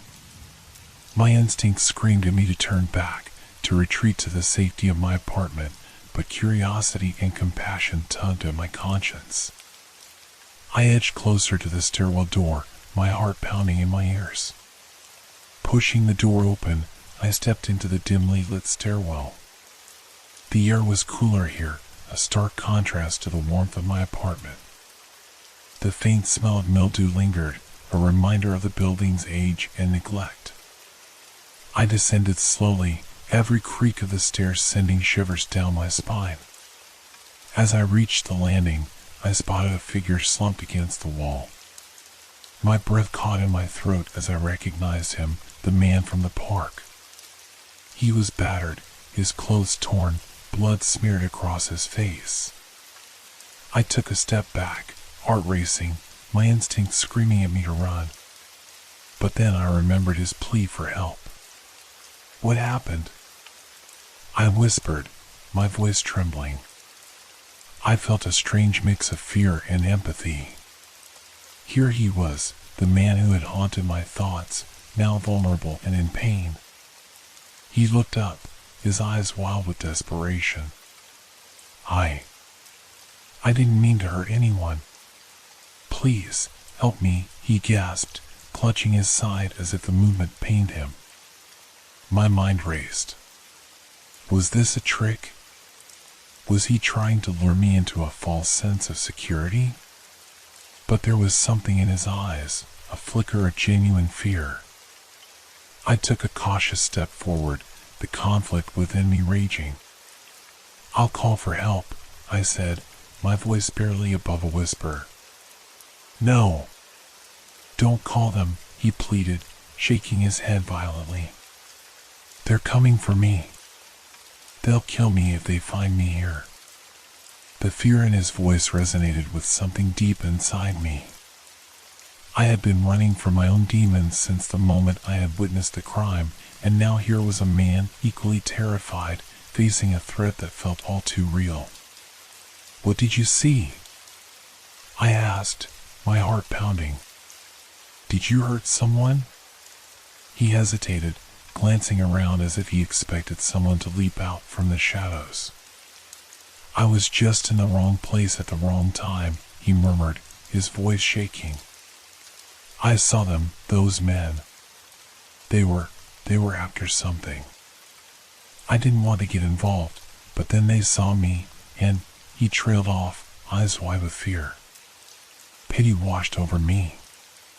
Here we were, two people caught in a web of chaos, struggling to navigate a world that had turned on us. "What do you need?" "I can help you," I said, my voice steadier now. "I need to get out of here," he whispered urgently. "They'll come looking for me. Please, I can't go back out there." Suddenly, I felt the weight of the decision before me. I could either turn him in and ensure my own safety or help him escape, risking my life for someone I barely knew. But what if I was wrong? What if he really was innocent? "Okay," I finally said, my voice firm. "We can find a way out. Follow me." I led him back up the stairs, my heart racing as I opened the door to my apartment. Once inside, I glanced around, searching for anything that might help us. My mind was a flurry of thoughts. How could I protect myself while helping him? "Stay quiet," I whispered, gesturing for him to sit on the couch. I grabbed my phone again, torn between calling for help or searching for answers. "What do you want me to do?" "Just give me a minute," he said, his voice hoarse. "I need to catch my breath. They'll be looking for me, and if they know I'm here..."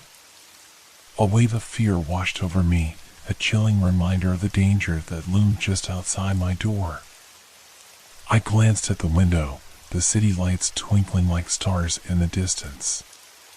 Outside, life continued, unaware of the turmoil unfolding within my walls.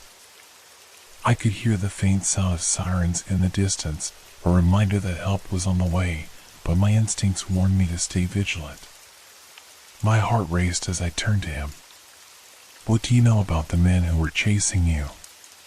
He inhaled deeply, his eyes darting to the window. "They're part of something bigger, something dangerous. I can't explain it all now, but they're not just after me. They're after something more." His words hung in the air, heavy with implications. What could be so important that it puts your life in danger?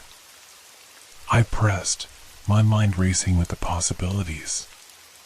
"I don't know," he said, shaking his head. "But whatever it is, it's worth killing for." The gravity of his statement settled over me like a dark cloud, and I realized just how deep I was getting into something far beyond my understanding. I was in way over my head, tangled in a web of violence and fear, unsure of how to break free. As the sirens grew closer, I felt the weight of the choices before me. I could either hand him over to the authorities or risk everything to protect a man I barely knew. The night stretched on, uncertainty and fear weaving a tight noose around my heart. I could hear the sirens wailing closer now, their mournful cry echoing in my ears like a funeral dirge. My heart raced as I weighed my options, the sound of approaching help making the air feel thicker with tension. The man's eyes darted toward the window again, his face pale and lined with fear. "Please, you can't let them find me here," he pleaded, his voice desperate. "If they know I'm with you, they'll come for both of us. You don't understand what they're capable of." I took a deep breath, my mind racing.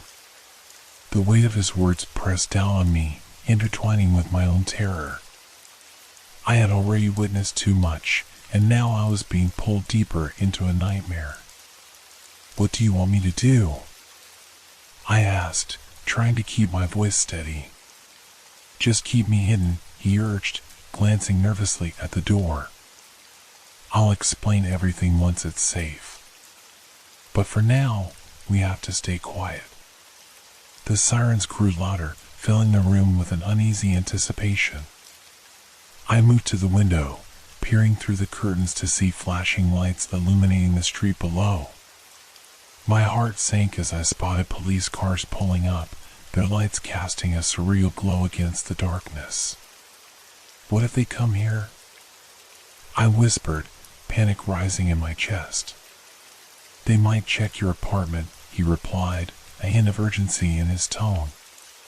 "You need to find a way to keep them from looking for me. They can't find me." I turned back to him, fear and resolve warring within me. "I can't just hide you," I said, desperation creeping into my voice. "What if you're guilty? What if you're part of whatever is going on?" He met my gaze, his eyes pleading. "I'm not. I swear. I just got caught up in something I didn't understand. Please, you have to trust me." The sincerity in his voice pierced through my doubts, and for a fleeting moment, I considered the possibility that he might be telling the truth. But how could I be sure? The weight of my decision pressed down on me like a stone, each second that passed feeling like an eternity. The doorbell rang, shattering the fragile silence. My heart raced, and I instinctively glanced at the man, who looked at me with wide, fearful eyes. "Don't answer it," he hissed, but I was already moving, drawn to the door by a mix of fear and curiosity. I crept closer, my breath quickening as I peered through the peephole. Two uniformed officers stood outside, their expressions serious as they exchanged glances. "Open up, please," one of them called. "We need to speak with you about the incident at the park." I glanced back at the man, whose face was a mask of panic. "What do I do?" I whispered frantically, my mind racing. "Just act normal. Don't mention me," he urged, his voice low and intense. With a deep breath, I opened the door a crack, trying to project calmness despite the turmoil inside me. "Yes?" I asked, my voice steady but shaky. "Ma'am, we're investigating a situation in the park, and we need to ask you a few questions," the male officer said, his tone professional yet urgent. "Of course," I replied, trying to keep my composure. I cracked the door open wider, stepping aside slightly. "Come in." As they entered, I quickly glanced at the man, who had retreated into the shadows, his body tense and alert. I hoped they wouldn't notice him, but my heart raced with the knowledge that I was risking everything. The officers began their questions, probing for details about what I had witnessed. I answered them, trying to recall every minute detail while keeping my eyes trained on the man hidden in the corner. I felt as though I was walking a tightrope, balancing my fear and instinct to protect him. Did you see anyone else at the park? Any suspicious individuals? The female officer asked, her gaze sharp and discerning. I hesitated, searching my mind for anything that might be relevant. I didn't see anyone else, I lied, forcing the words past my lips. I was just passing through when I heard the commotion. Interesting, the male officer said, raising an eyebrow. Because we have reports of a man matching the description of the attacker fleeing the area. Do you have any reason to believe he might be hiding nearby? My heart raced as I felt the weight of his question. My thoughts spiraled. What if they found out? What if they searched my apartment? No, I don't think so, I said quickly. I think he just got away. All right, the female officer replied, jotting down notes. We'll continue our search, but if you remember anything else, please call us immediately. Of course, I replied, my voice steady, but inside I was shaking. As they finished their questioning and prepared to leave, the male officer glanced around the room, his gaze lingering for a moment longer than necessary. You seem awfully tense, ma'am. Are you sure you're all right? I'm fine, I said, forcing a smile. Just a little shaken up from what I saw. Thank you for coming by. The officers exchanged a final glance before stepping back into the hallway. As the door closed behind them, I felt a wave of relief wash over me, but it was quickly replaced by dread as I turned to the man. They're gone, I said, my voice barely a whisper. He stepped out of the shadows, his eyes wide with fear and relief. You did well, he said, his voice trembling. But we can't stay here much longer. They'll come back, and they'll bring more people with them. Where do we go? I asked, my mind racing. I have a place, he replied, glancing nervously at the door. But it's not safe here anymore. We need to leave now. With no other option, I nodded, adrenaline coursing through me. Okay, let's go. I quickly grabbed my purse and slipped on my shoes, my heart pounding in my chest. We moved quietly, as if any noise might draw attention to us. I opened the door slowly, peering into the dimly lit hallway, half expecting to find the officers lingering nearby. When the coast seemed clear, we stepped out, and I closed the door behind us. The weight of our situation pressed down on me, a grim reminder of the reality we were now living. Where's your place? I asked, glancing around nervously.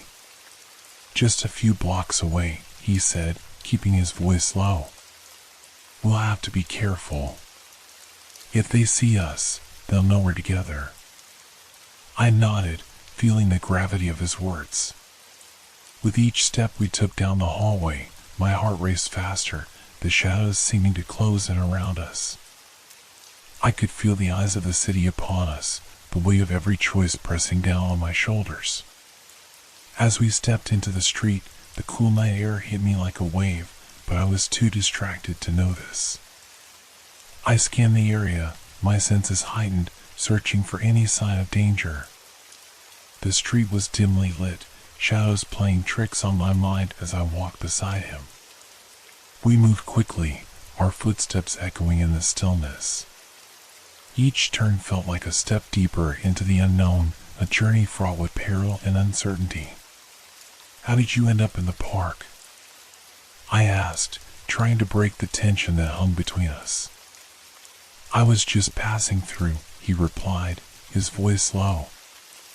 I didn't think anything of it. I thought I could just grab some air, but then I saw them. They were after something big. I should have just kept walking, but I didn't realize how serious it was until it was too late. Were you part of whatever they were doing? I pressed, my instincts on high alert. He shook his head vehemently. No. I swear. I just happened to see something I shouldn't have. They know I saw them, and that's why they're after me. As we turned onto a quieter street, the tension in the air was almost palpable. The dim glow of streetlights flickered above us, casting long shadows that danced along the pavement. The silence felt heavy, like a prelude to something ominous. What are we going to do once we get to your place? I asked, trying to keep my voice steady. I have some friends who can help, he said, glancing around nervously. They know how to deal with this sort of thing. A wave of skepticism washed over me. And you trust them? He met my gaze, his expression earnest. I have to. They're all I have left. As we walked, I couldn't shake the feeling of being watched.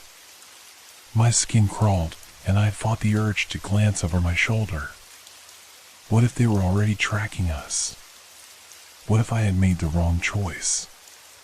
Just then, a dark figure appeared at the end of the street, leaning against a lamppost, shrouded in shadows. My heart dropped as I recognized the posture, the way the figure seemed to melt into the darkness.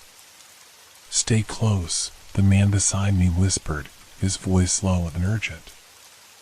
We quickened our pace, my mind racing as I glanced at the figure. It was too dark to see clearly, but I could feel a sense of dread radiating from that corner. My instinct screamed at me to turn back, but there was no time. As we approached, the figure pushed off the lamppost and stepped into the light. My breath caught in my throat as I realized it was one of the men from the park, the very man I had seen just hours ago. Hey, he called, his voice dripping with menace. Where do you think you're going? I felt my heart drop as fear surged through me, my pulse quickening. We had nowhere to run. Run, the man beside me shouted, grabbing my wrist and pulling me forward. We sprinted down the street, my heart pounding in my chest as adrenaline coursed through my veins. The sound of footsteps followed closely behind us, and I dared not look back. The world around me blurred into a haze of colors and sounds, my only focus to keep moving. Turn here, he shouted, leading me down an alleyway. The narrow passage was dark, the walls closing in around us as we ran. I could hear the figure's footsteps growing closer, each step a reminder of the danger that pursued us. My lungs burned, and panic threatened to overwhelm me, but I pushed myself to keep going. Keep going, he urged, glancing back as we reached the end of the alley. We burst out onto another street, my eyes scanning for any sign of help. I could feel the weight of the moment pressing down on me, every second stretched thin with tension. Where now? I gasped, my breath coming in ragged bursts. Over there, he pointed to a door at the end of the street, a dim light flickering from within. We sprinted toward the door, my heart racing as I slammed my hand against it. It swung open, revealing a dimly lit room filled with people who looked as though they were expecting us. Get in, a woman shouted, urgency lacing her voice. We rushed inside, and the door slammed shut behind us, blocking out the darkness and danger. The room was cramped, filled with mismatched furniture and anxious faces. I glanced around, taking in the scene, a group of people huddled together, fear and determination etched on their faces. What happened? The woman asked, her eyes darting between us. He was being chased, I managed to say, still gasping for breath. The man beside me leaned against the wall, his face pale. They're coming for me, he said, his voice trembling. The tension in the room thickened, everyone's eyes on us as we tried to catch our breath. I felt a mix of relief and apprehension wash over me. I had brought a stranger into my life, and now there was no turning back. As the weight of the situation settled over me, I realized that I had stepped into a world of chaos and uncertainty, and there was no going back to the safety I had known before. The room was filled with tension, the air thick with an undercurrent of fear. The dim light cast shadows across the faces around me, each person looking more like a ghost than a living soul. I could see the anxiety etched in their expressions, mirroring the turmoil in my own heart. It felt as if I had stumbled into a secret society, one built on the fringes of fear and desperation. "Sit down, both of you," the woman said, her voice firm but laced with concern. "You're safe here, for now."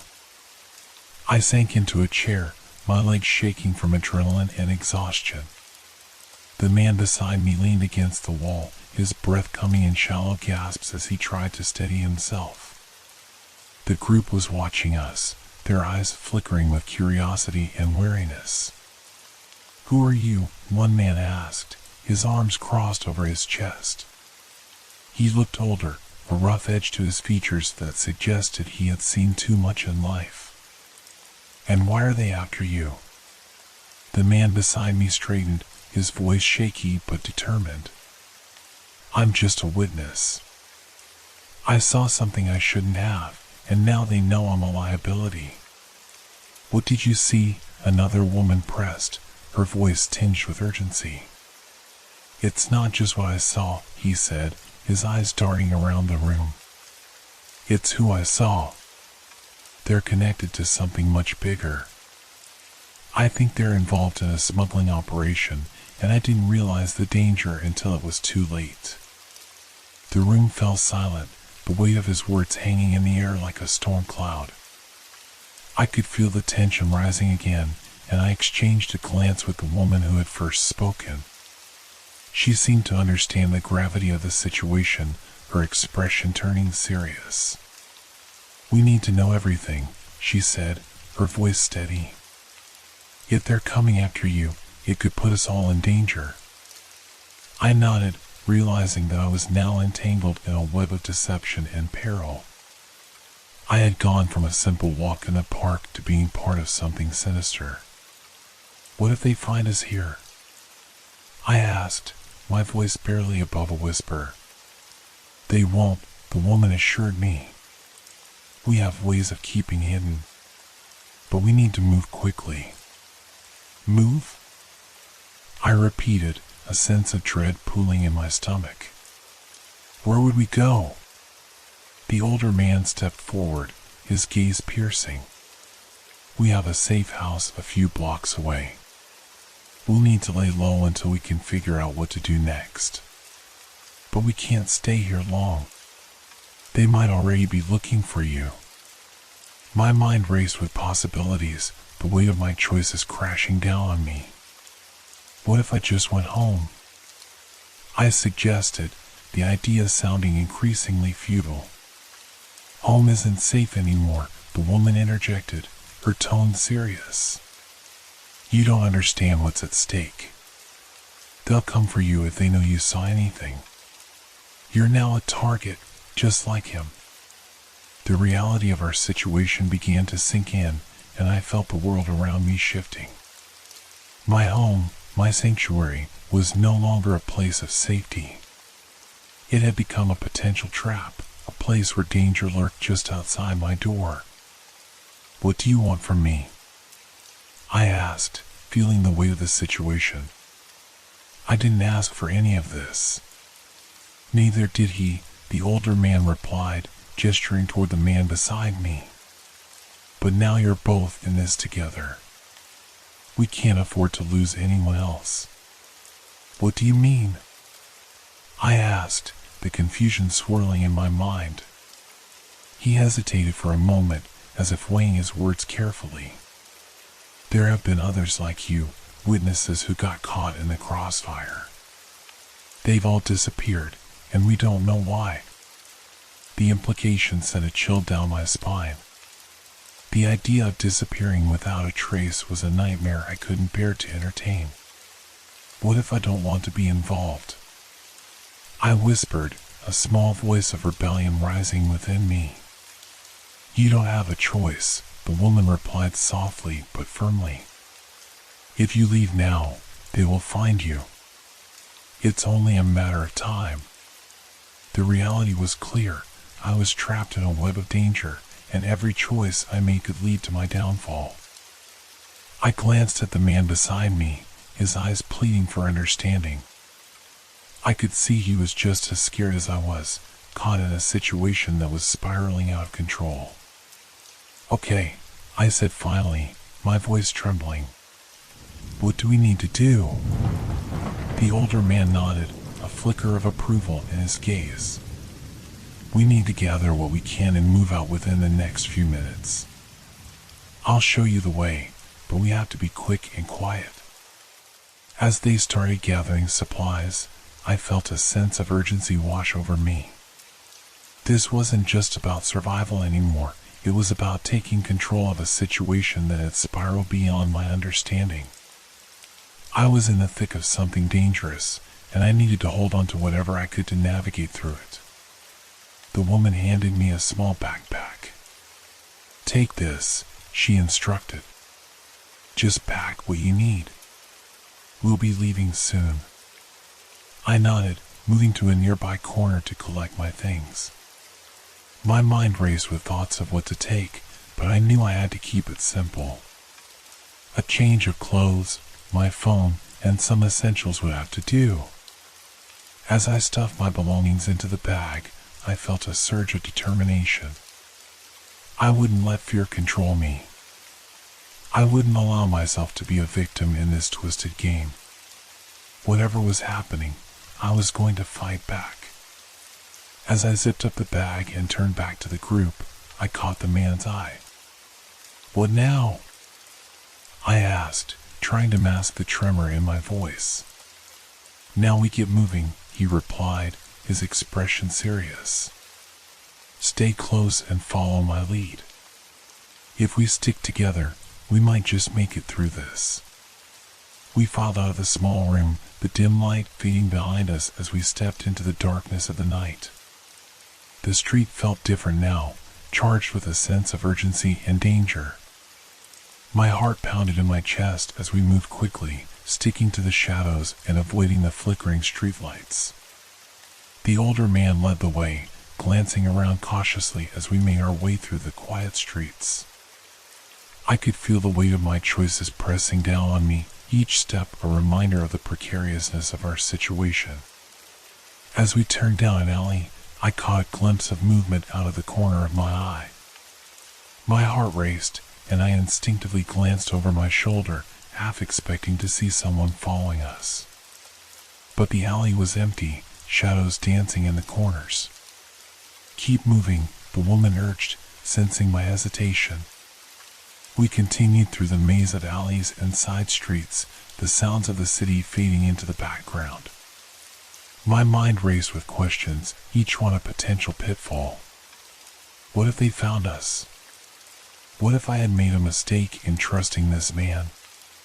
But as we approached the safe house, the reality of the situation began to settle in. This was a new beginning, a chance to regain control. I was no longer just a bystander, I was part of something larger, a battle against unseen forces. The older man stopped in front of a door that blended seamlessly into the brick wall, nearly indistinguishable from the rest of the building. This is it, he said quietly, glancing around. Once we're inside, we'll regroup and figure out our next move. He knocked twice, a series of rapid taps followed by a slow one. After a moment, the door creaked open, revealing a dimly lit room filled with more faces.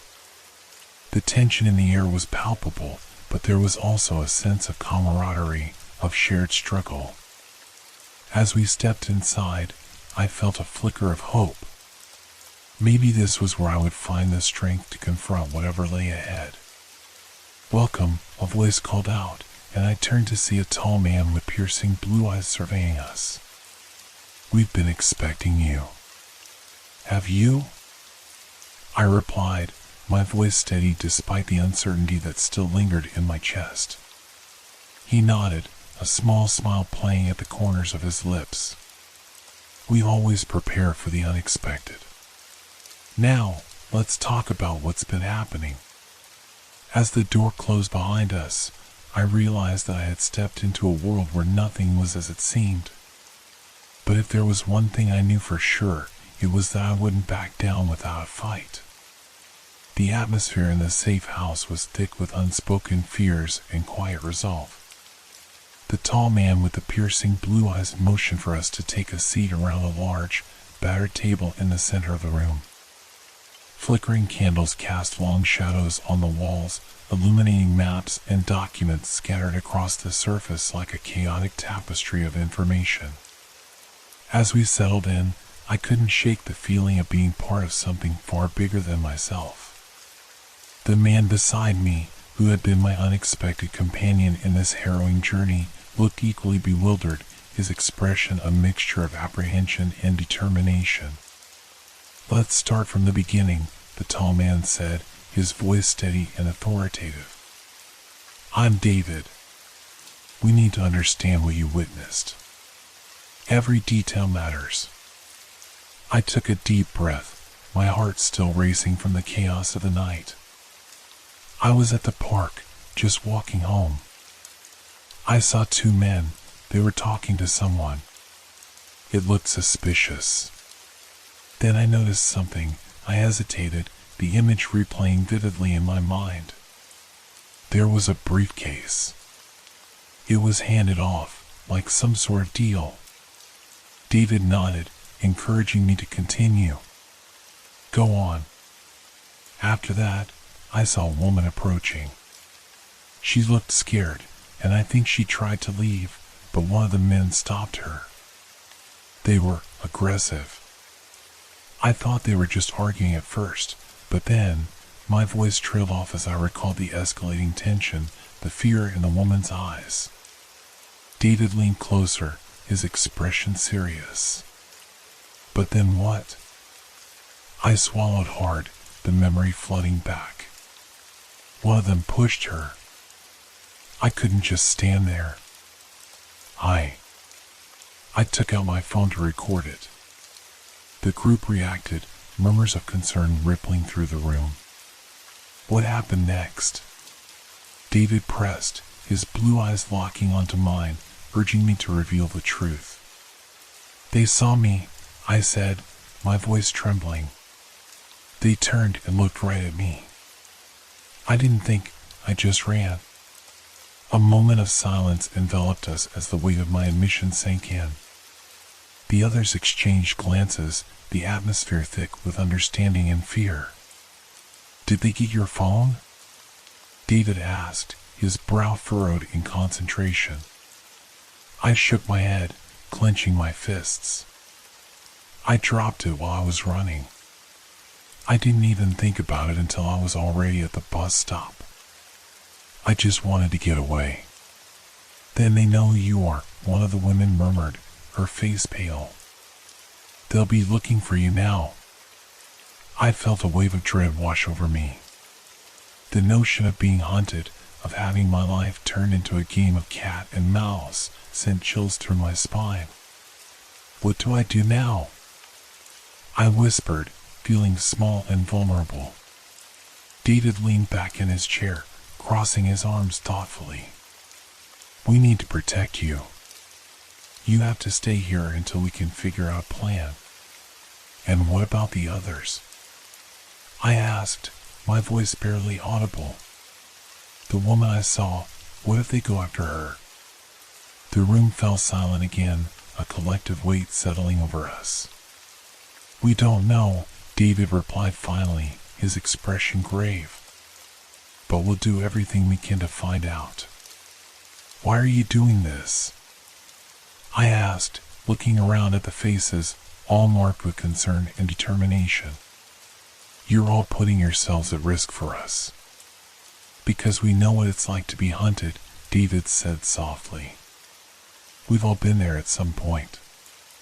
We can't turn our backs on others who are facing the same threat." His words struck a chord within me, resonating with the sense of unity that was beginning to take shape in this room. We were all connected by fear and desperation, yet there was a flicker of hope burning amidst the chaos. "All right," I said, taking a deep breath. "I'll stay. But we need to act quickly. If they find me here, it won't just be me they'll be after." David nodded, a determined glint in his eyes. "That's the spirit. We'll come up with a plan tonight, and tomorrow we'll start searching for that woman. We need to make sure she's safe too." As the night wore on, the group discussed strategies and possibilities, mapping out routes and potential hideouts.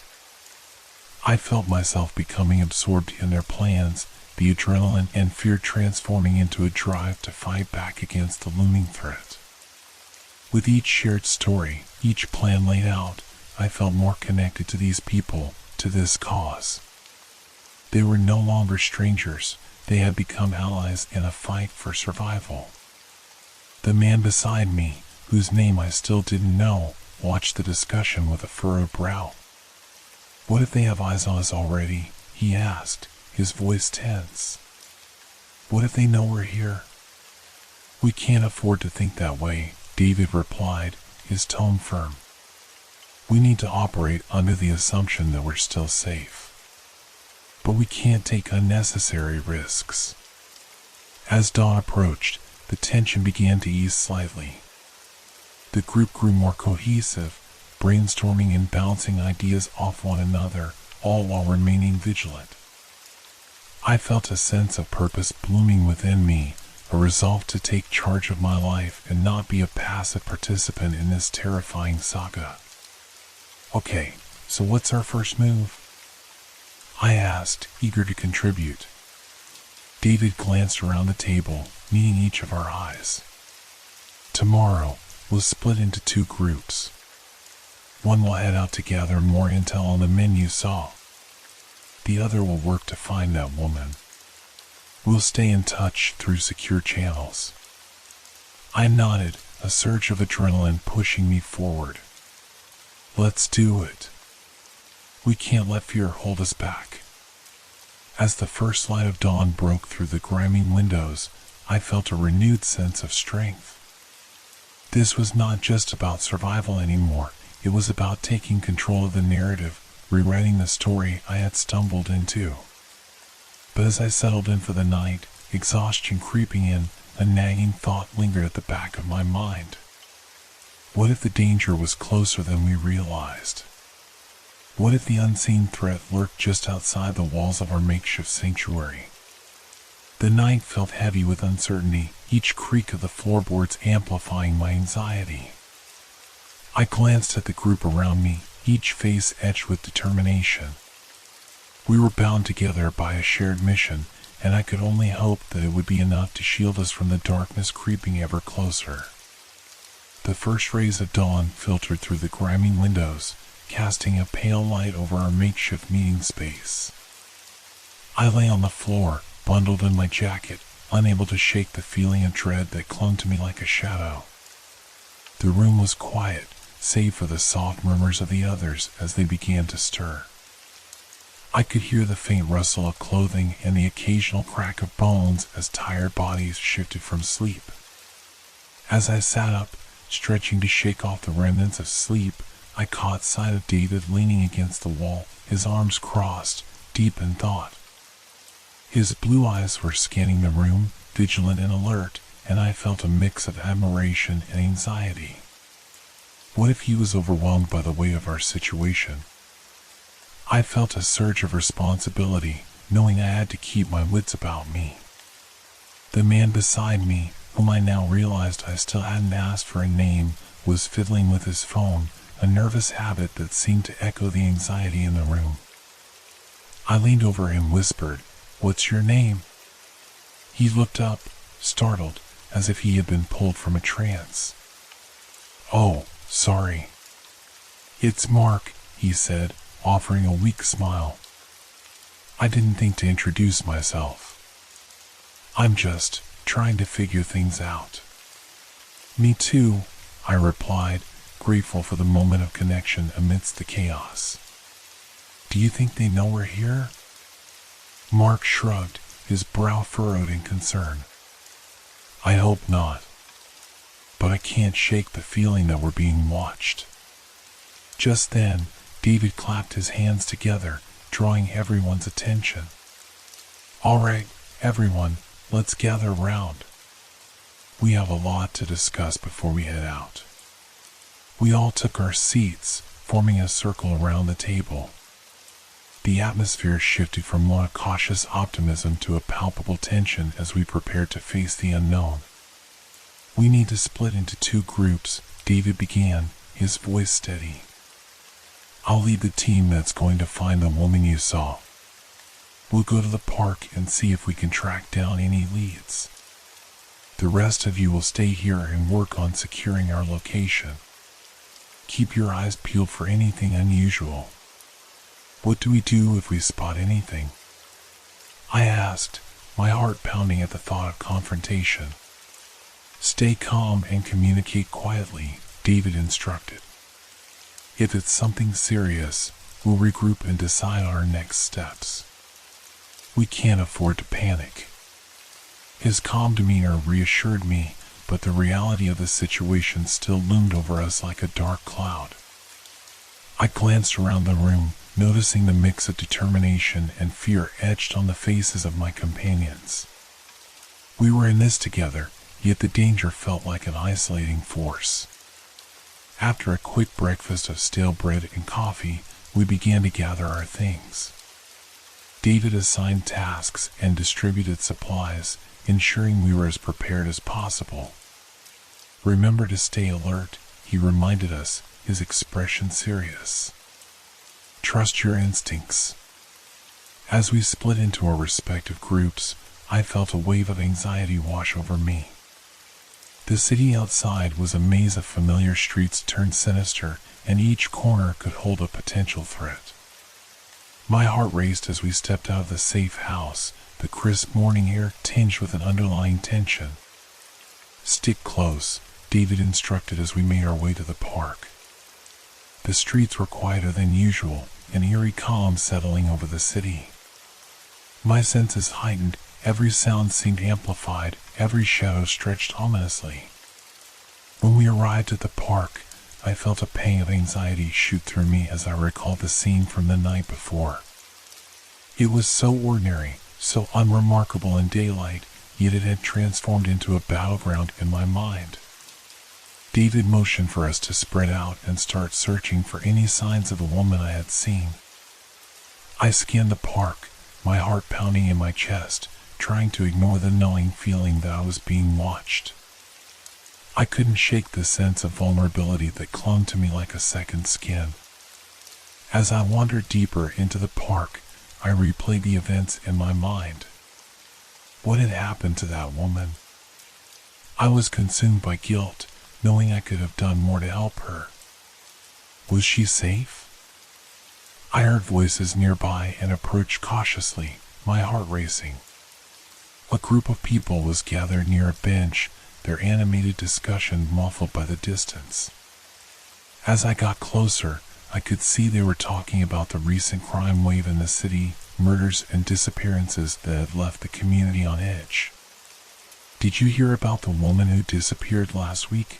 One of them said, his voice low and conspiratorial. They say she was just a witness to something bigger, but no one knows what happened to her. I froze, my heart sinking. The woman I had seen could be another victim, lost to the darkness that threatened to consume us all. My stomach twisted at the thought. I needed to know more, but I had to be careful. Just then, I felt a hand on my shoulder, and I turned to see David. Find anything? He asked, his brow furrowed with concern. I shook my head, the knot in my stomach tightening. Just rumors. They're saying there's been another disappearance. A woman. David's expression darkened, the worry clear on his face. We need to keep moving. We can't let ourselves get too caught up in what might have happened. As we continued our search, I felt the weight of the city pressing down on me, a heavy blanket of anxiety that threatened to smother any glimmer of hope. Each passerby became a potential threat, each glance sent a jolt of panic through me. We combed through the park, calling out to one another in hushed voices, trying to piece together any clues that might lead us to the woman. Time felt distorted, each second stretching into eternity, and just as despair began to creep in, David's voice broke through my thoughts. "Over here," he called, his voice urgent. I hurried to his side, my heart racing. He was pointing to a cluster of bushes near the edge of the park. As we approached, I noticed something lying in the dirt, a small silver bracelet glinting in the sunlight. "That's hers," I whispered, my breath catching in my throat. "I recognize it from last night." David knelt down, examining the bracelet closely. "It looks like it was dropped in a hurry. She must have tried to escape." A chill ran down my spine. Was she close? The urgency of the situation hit me like a wave, and I felt my resolve harden. "We have to find her," I said, my voice steady. "We can't leave her to face this alone." David nodded, determination igniting in his eyes. "Agreed. Let's check the area more thoroughly. If she was here, she might have left a trail." As we split up again, I felt the tension rise, each moment filled with the weight of uncertainty. My thoughts raced with possibilities, but one thing was clear: we were running out of time. The darkness that loomed in the distance was closing in, and I had to confront it head on. We searched tirelessly, moving from one corner of the park to another, our hopes rising and falling like the ebb and flow of the tide. I scanned the area for any sign of the woman, my heart pounding in my chest. Each rustle of leaves, each distant sound made me jump, my senses heightened in anticipation. Just as I was about to give in to despair, I noticed a movement at the edge of the park, just beyond a thicket of trees. My breath caught in my throat as I cautiously approached, my heart racing. "David!" I called out, urgency lacing my voice. "Over here!" David rushed to my side, his expression shifting from concern to focused determination. Together, we pushed through the underbrush, our hearts pounding in sync. As we broke through to the other side, I felt a rush of adrenaline surge through me. And there, crouched behind a tree, was the woman from the night before. Her face was pale, eyes wide with fear as they met mine. "Help me," she whispered, her voice trembling as if the very sound could shatter the fragile safety that surrounded us. "Help me," she whispered, her voice trembling as if the very sound could shatter the fragile safety that surrounded us. I could see that she was shaking, her clothes disheveled and dirt-smudged, as if she had been hiding for days. Her eyes darted around as if anticipating an unseen threat. "Shoo, it's okay," I said softly, trying to soothe her. "We're here to help." "I'm a witness," she cut in, her voice barely above a whisper. "I saw everything. They're looking for me." David stepped closer, his demeanor calm but alert. "What's your name?" he asked gently, crouching down to her level. "Claire," she replied, her breath hitching as she glanced over her shoulder. "I didn't mean to get involved. It's okay, Claire. You're safe now," I assured her, taking a step forward, trying to convey reassurance despite the growing tension in the air. "We've been looking for you. We thought they might have found you." "I saw them at the park," she confessed, her eyes widening in panic. "They were waiting, lurking in the shadows. I thought I could lose them, but I don't know if I'm safe here." David exchanged a look with me, a silent understanding passing between us. We couldn't linger, the threat was real, and time was running out. "We need to get you somewhere secure," David said, standing up and extending a hand toward Claire. Can you walk? I think so, she murmured, grasping his hand and pulling herself up. Her body wavered slightly, and I instinctively stepped in to support her. As we moved away from the thicket, I glanced back at the park, my heart racing. The unease that had been simmering beneath the surface intensified, and I could almost feel eyes on us, watching from a distance. Stay close, David instructed, leading us through the trees toward a less exposed path. We need to be quick and quiet. If they're still here, we don't want to give them any reason to notice us. We navigated through the park, my senses on high alert. The sunlight filtering through the trees felt deceptively warm, a stark contrast to the chill of fear that gripped me. Claire stumbled slightly, and I tightened my hold on her, keeping her steady. Are you hurt? I asked, concern lacing my voice. No, just scared, she admitted, glancing back toward the park as if she expected someone to emerge from the shadows at any moment. I can't believe this is happening. Neither can I said, my own anxiety bubbling beneath the surface. But you're not alone anymore. We're going to figure this out together. As we reached the edge of the park, I felt a sense of urgency pushing me forward. The streets outside were bustling with the morning rush, oblivious to the horrors we had just witnessed. I spotted a nearby cafe, its warm lights inviting yet tinged with danger. Let's go in there, I suggested, nodding toward the cafe. We can regroup, and it'll be safer than wandering around outside. David nodded in agreement. Good idea. We can blend in better in a crowd. We hurried across the street, the sound of our footsteps lost in the hum of traffic. As we entered the cafe, the scent of freshly brewed coffee enveloped us, momentarily distracting me from the fear gnawing at my insides. Inside, the atmosphere was warm and inviting, a stark contrast to the dark reality we had just left behind. The chatter of patrons filled the air, providing a comforting backdrop to our tense situation. We found a secluded table in the back corner, shielding us from prying eyes. As we settled in, I could see the apprehension still etched on Claire's face. She looked around, her eyes darting from person to person, searching for any signs of danger. Do you have any idea why they're after you? David asked, leaning in closer, his voice low. I overheard something, Claire replied, her voice shaking slightly. Something about a deal going wrong. They didn't want anyone to know. What kind of deal? I pressed, trying to gather as much information as possible.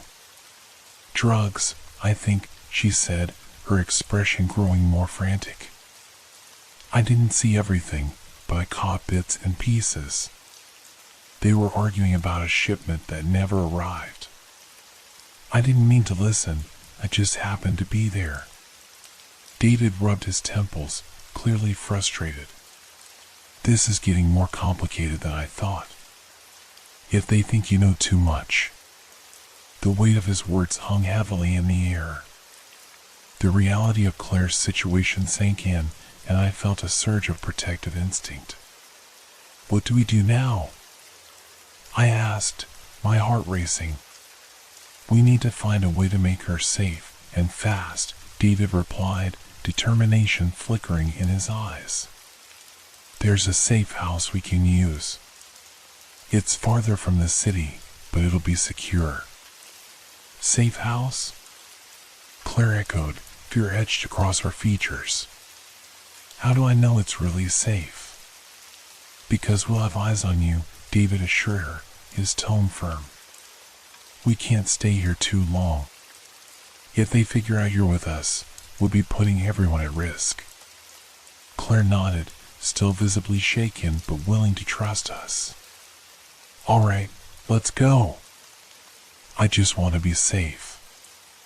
We quickly finished our drinks, the warmth of the cafe contrasting sharply with the chill of our reality. As we prepared to leave, I couldn't shake the feeling that danger was looming just outside the door. "Stick together," I urged, glancing around as we stepped back into the bustling street. The crowd surged around us, oblivious to the tension crackling in the air. As we made our way through the throngs of people, I couldn't help but scan our surroundings. The city felt different now, each face a potential threat, every shadow a hiding place for danger. When we reached the car, I took a moment to breathe. David was already behind the wheel, Claire sitting nervously in the back seat. I slid in beside her, my heart racing as I glanced at David. "Let's get out of here," he said, his voice steady. As we pulled away from the curb, I felt a mix of relief and apprehension. The city blurred past us, each familiar street taking on an air of uncertainty. I could sense Claire's anxiety beside me, her hands clasped tightly in her lap. "We're going to be okay," I reassured her, trying to infuse my voice with calm. "We have a plan." "Do you really think they'll come after me?" Claire asked, her voice barely above a whisper. "If they think you know too much, yes," I replied honestly. "But we're going to make sure you're safe. That's our priority." David glanced in the rearview mirror, his expression serious. "We need to get you to the safe house before they can track us down. Stay low and don't draw attention." As we drove, I felt the weight of the situation settle over me like a suffocating blanket. The reality of our predicament was becoming clearer, and I realized that we were all at risk. We navigated through the city, turning onto less populated roads that wound through the outskirts. With each passing minute, the tension in the car grew thicker, the silence punctuated only by the sound of the engine and the soft hum of the tires against the asphalt. I couldn't help but wonder how far the criminals were willing to go to silence Claire. They had already shown a ruthless side, and I knew that we couldn't afford to underestimate them. As we neared the safe house, I could feel my pulse quickening. The building loomed ahead, a nondescript structure that blended into its surroundings, but it felt like a fortress of hope. "Here we are," David said, pulling into the driveway and turning off the engine. "This place is well hidden, and we have everything we need to keep you safe." We stepped out of the car, Claire glancing around nervously as we approached the door. David led the way, unlocking the door and ushering us inside. The interior was dimly lit, the air thick with the scent of dust and old wood. It felt like stepping into a different world, one where the chaos outside could be kept at bay. "Make yourselves comfortable," David said, gesturing to the sparse furnishings. "I'll check the perimeter and ensure everything is secure." As he moved through the house, Claire turned to me, her expression a mix of fear and gratitude. "Thank you for helping me. I didn't know what I was going to do." I nodded, feeling the weight of her words. "We're in this together now. You're not alone." But as I spoke, I couldn't shake the feeling that the danger was still lurking just beyond the walls. What if they found us? David returned a few moments later, his expression serious. "The perimeter is clear, but we need to be vigilant. We can't let our guard down."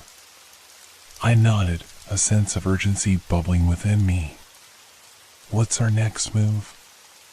"We need to contact the authorities and inform them of what's happening," David replied, his tone resolute.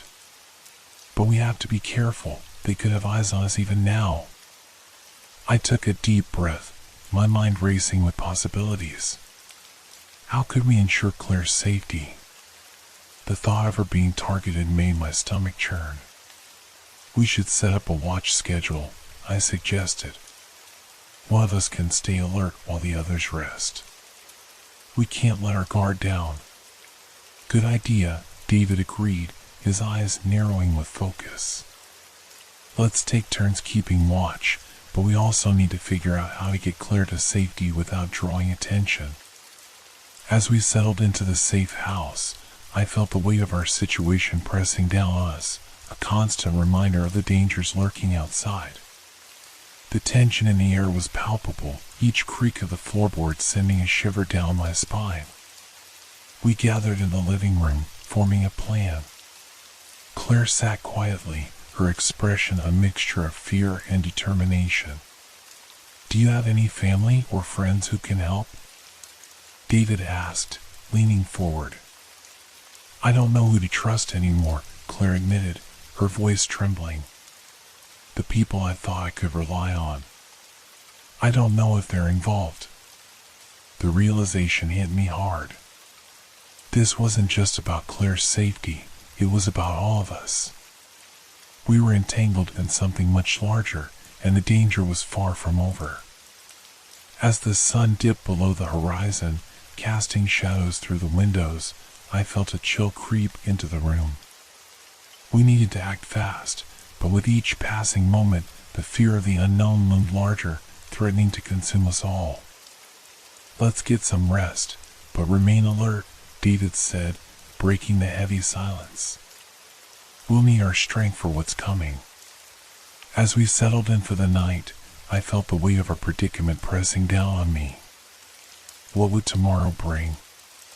The uncertainty gnawed at my insides, and I found myself staring into the darkness, wondering if we would make it through this alive.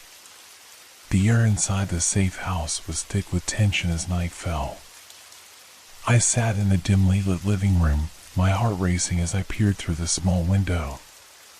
The street outside was quiet, the world beyond shrouded in darkness. It felt like a fragile cocoon, one that could easily be pierced by danger lurking just outside. Claire had taken a spot on the worn-out couch, her body curled tightly as if trying to shrink into herself. I could see the shadows under her eyes. The weight of fear had taken its toll. David was pacing the room, his face a mask of concentration as he checked his phone for any news or updates.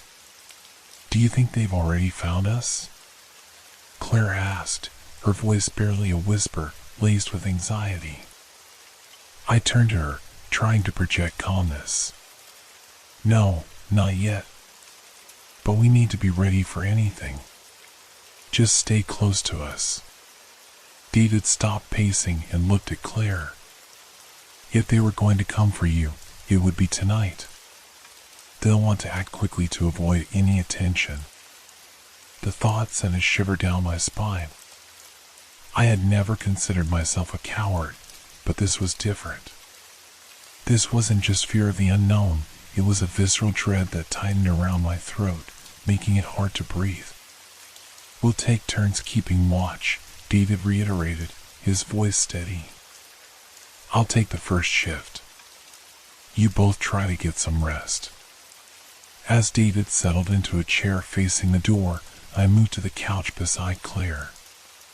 "Do you want to talk?" I asked, hoping to distract her from the oppressive atmosphere. "I don't know what to say," she replied, her voice trembling.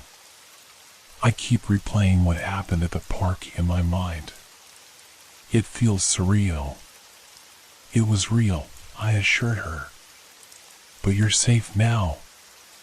We won't let anything happen to you."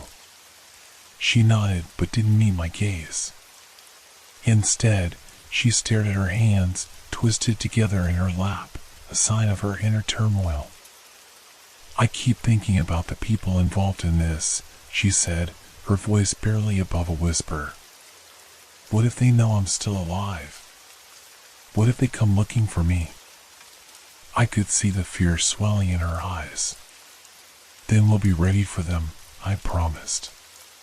"You're not alone in this. We'll figure it out together." Claire glanced at me, and for a moment, I saw a flicker of hope mixed with fear. What if they find us here? I could feel my heart race at the thought. We'll make it through this. David knows what he's doing. He's been in situations like this before. We fell into a tense silence, listening to the creaks of the house as the night deepened. The world outside felt miles away, but with every passing moment, the air thickened with uncertainty. As the minutes dragged on, I watched David, his eyes scanning the darkness beyond the window. He was focused, but there was an underlying tension in his posture. I could sense his frustration. He wanted to protect us, but there were limits to what he could do. After what felt like an eternity, David finally stood up, stretching his limbs. "I'll wake you up in a few hours, but keep the door locked," he instructed, glancing at Claire. "If you hear anything, don't hesitate to wake me." "Okay," I replied, though the thought of sleeping felt impossible. David stepped out of the room to check the back door, leaving me alone with Claire. The silence enveloped us, heavy and oppressive. "Do you think he'll be okay?" Claire asked, her voice trembling slightly. "I hope so," I said, trying to sound reassuring. "He knows what he's doing." "Do you really believe that?" she pressed, her eyes searching mine for answers. I hesitated for a moment, the truth hanging heavily in the air. "I want to believe it. We have to trust him." Claire's gaze dropped to the floor, and I could see the battle she was fighting within herself. I reached out, placing a hand on her shoulder. "We'll get through this, one way or another." As the minutes ticked by, the night deepened and the shadows stretched across the room. I could feel my eyelids growing heavy, but sleep was elusive.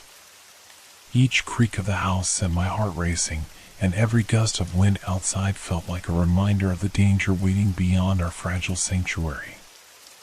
Finally, unable to bear the silence any longer, I broke it. "What did you see at the park?" I asked, trying to steer the conversation back to safer ground. Claire took a deep breath, her brow furrowing as she recalled the events. "I was just sitting on a bench, listening to music, when I saw them. They were arguing loudly, and I couldn't help but overhear." "Did they see you?" "I don't think so," she said, shaking her head. "But they looked menacing, like they were ready to do something terrible." The image of those men, fierce and threatening, sent a chill down my spine. I could only imagine what kind of life Claire had been leading before this, the constant tension and fear of being discovered. "What are you thinking?" she asked, her voice soft.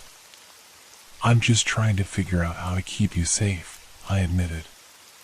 "And how to get you away from all this." Claire nodded, the fear returning to her eyes. "What if they find us here?"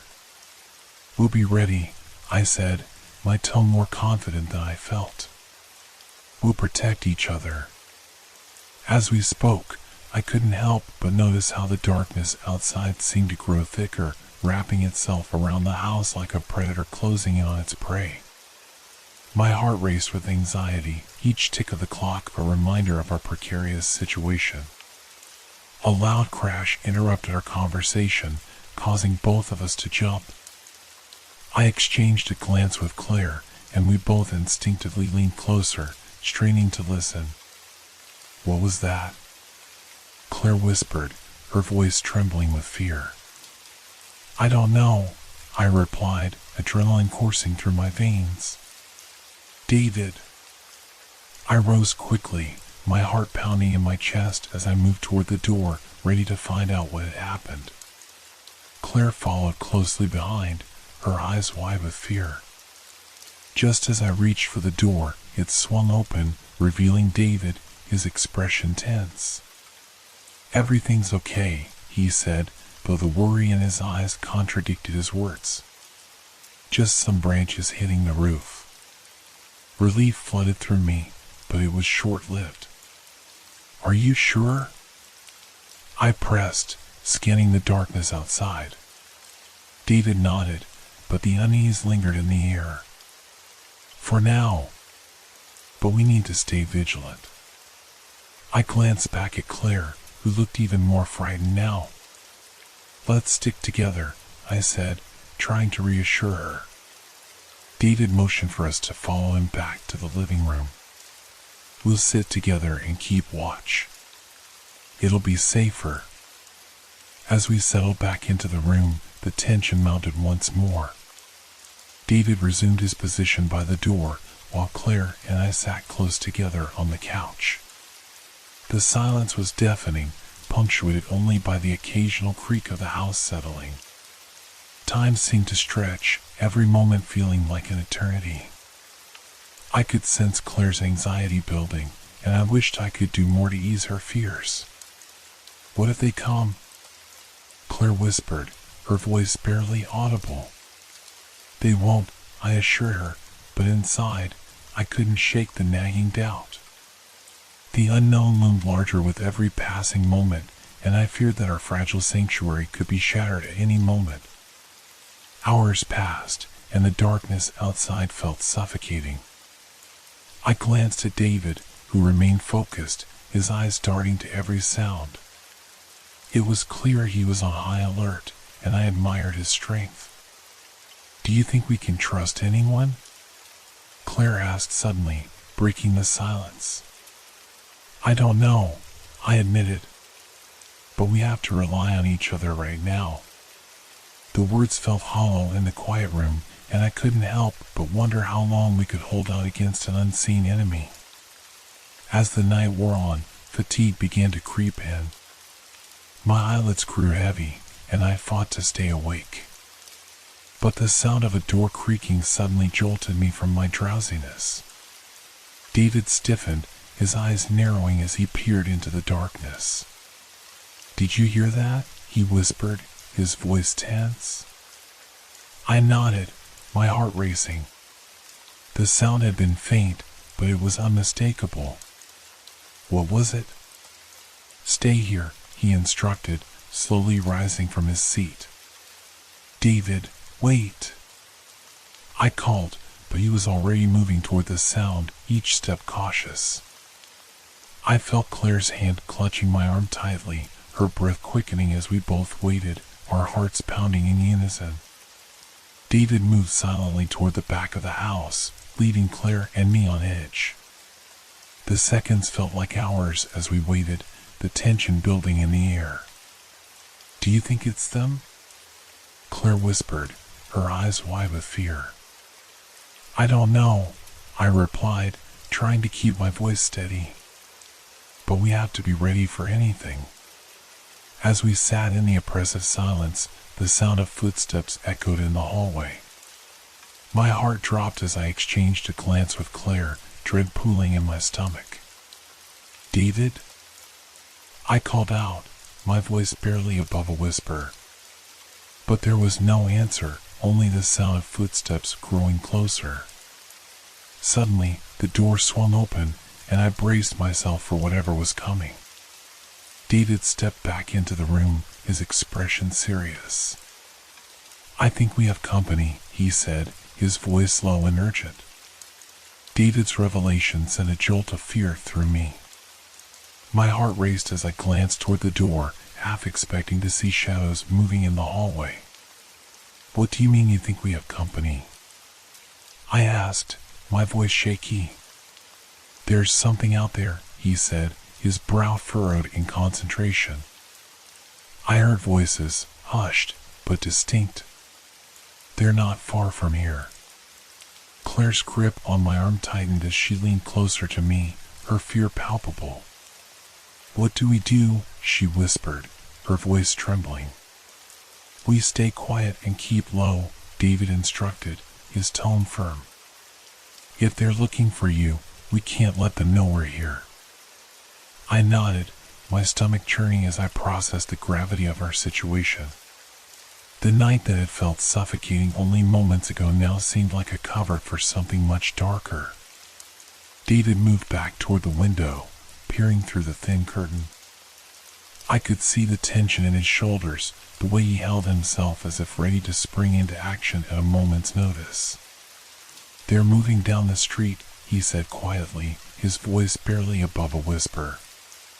but it looks like they're heading this way. The realization hit me like a punch to the gut. They were hunting us. What if they come here? Claire asked, her voice barely audible. We have to think fast, David replied, glancing at us. We need to decide our next move, now. Can we hide? I suggested, scanning the room for potential places to conceal ourselves. There's a closet in the hallway, David said. It's cramped, but it could work. If we can get in there quietly, we might be able to wait them out. I nodded, my heart racing as I looked at Claire.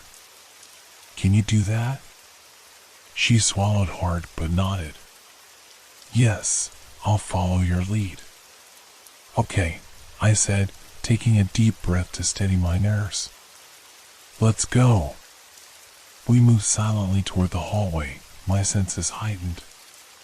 The soft glow of the streetlight filtered through the windows, casting long shadows that danced along the walls. Each creak of the floorboards felt amplified in the stillness, making my skin crawl. David led the way, his body tense and ready for action. We reached the closet, a narrow wooden door that seemed insignificant against the growing threat outside. Get in, David whispered urgently, pushing the door open. I'll keep watch from the door. Just stay quiet. I squeezed into the cramped space, pulling Claire in behind me. The closet smelled musty, filled with the scent of old wood and forgotten memories. I could barely move, the pressure of the walls closing on us, but I kept my focus on Claire. Are you okay? I whispered, feeling her body trembling beside me. I'm scared, she admitted, her voice shaky. Me too, I replied honestly, feeling the weight of our reality pressing down on us. But we'll get through this. Outside, the voices grew louder, the sound of footsteps echoing against the pavement. I held my breath, straining to hear the words being exchanged. They said she saw something, a deep voice grumbled, low and menacing. We can't let her talk. Not after everything. My stomach twisted at the implication. They were after Claire. They would do anything to silence her. Did you check the back? She could be hiding in there, another voice suggested, sharper and more insistent. David's eyes widened as he glanced back at us, a warning flickering across his face. I could see the tension building in him, the need to protect us burning bright. I'll go around back, the deep voice said. You take the front. We'll flush her out. A knot of panic tightened in my chest.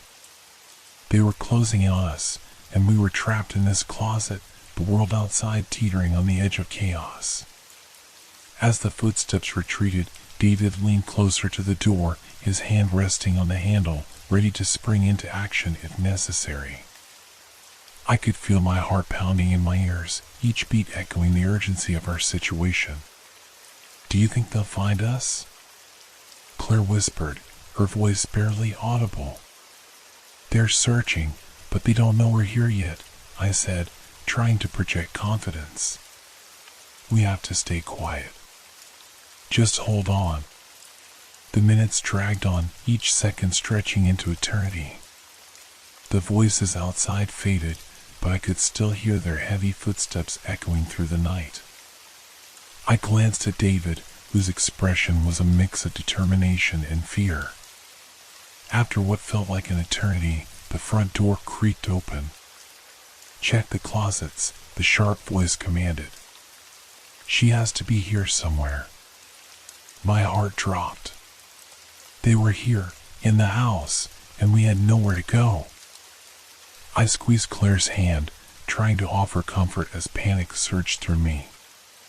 The idea of being discovered felt like a dark cloud closing in, suffocating and overwhelming. Stay calm, David whispered, his voice steady despite the chaos outside.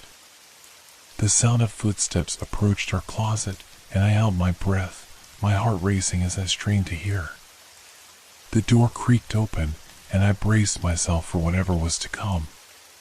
"Nothing in here," one of the men muttered, the disappointment evident in his voice. The door swung shut, and I exhaled slowly, trying to steady my racing heart. "Let's check the back," the deeper voice said, sounding frustrated. "She has to be around here somewhere." David's expression was grim as he listened. "We need to find a way out of here," he whispered urgently. "What about the window?" I suggested, my mind racing with possibilities. "Too risky," David replied, his eyes darting around the small space. "We have to climb out and risk being seen." As the men moved through the house, I could feel the panic rising within me, the fear of being trapped clawing at my insides. But amid the chaos, I also felt a fierce determination. We couldn't let them win. "Okay," David said, his voice low. "If they come back this way, we're going to have to make a run for it." My heart raced at the thought. What if they catch us? "They won't," David assured me, his eyes fierce. "We're going to get you out of here, Claire. I promise." Just then, the sound of footsteps returned, and the men began to search the living room again. "She can't have gone far," one of them grumbled. A wave of panic washed over me as I realized how close they were. I squeezed Claire's hand tighter, willing her to stay calm despite the chaos swirling around us. "Keep quiet," David urged, and I nodded, focusing on my breathing. Outside, the tension mounted as the men continued their search, their voices echoing through the darkness. I could feel my heart pounding in my chest, a relentless reminder of the danger we faced. "Let's check the basement," one of them suggested, his voice filled with frustration. "She might have hidden down there." The thought sent a chill down my spine. If they went down there, they would have easy access to escape routes. "David," I whispered urgently. "We have to go now." He glanced back at us, his expression a mixture of fear and determination. "Okay, on 3, he whispered. 1, 2, 3. With a burst of adrenaline, we pushed the closet door open, and I bolted into the hallway, my heart pounding as I moved swiftly. David followed closely behind, and I could hear Claire's footsteps echoing in tandem with mine. As we raced toward the back door, the sound of footsteps echoed behind us. They were coming. "Go!" David shouted, pushing us ahead of him. I could feel the adrenaline surging through my veins as we reached the door. I fumbled with the handle, my hands shaking with panic. "It's locked." "Move!" David shouted, his voice cutting through the chaos. Just as I finally managed to turn the handle, the door burst open, revealing the darkness of the backyard. I could see shadows moving toward us, the men closing in fast. "Run!" David yelled, shoving us out into the night.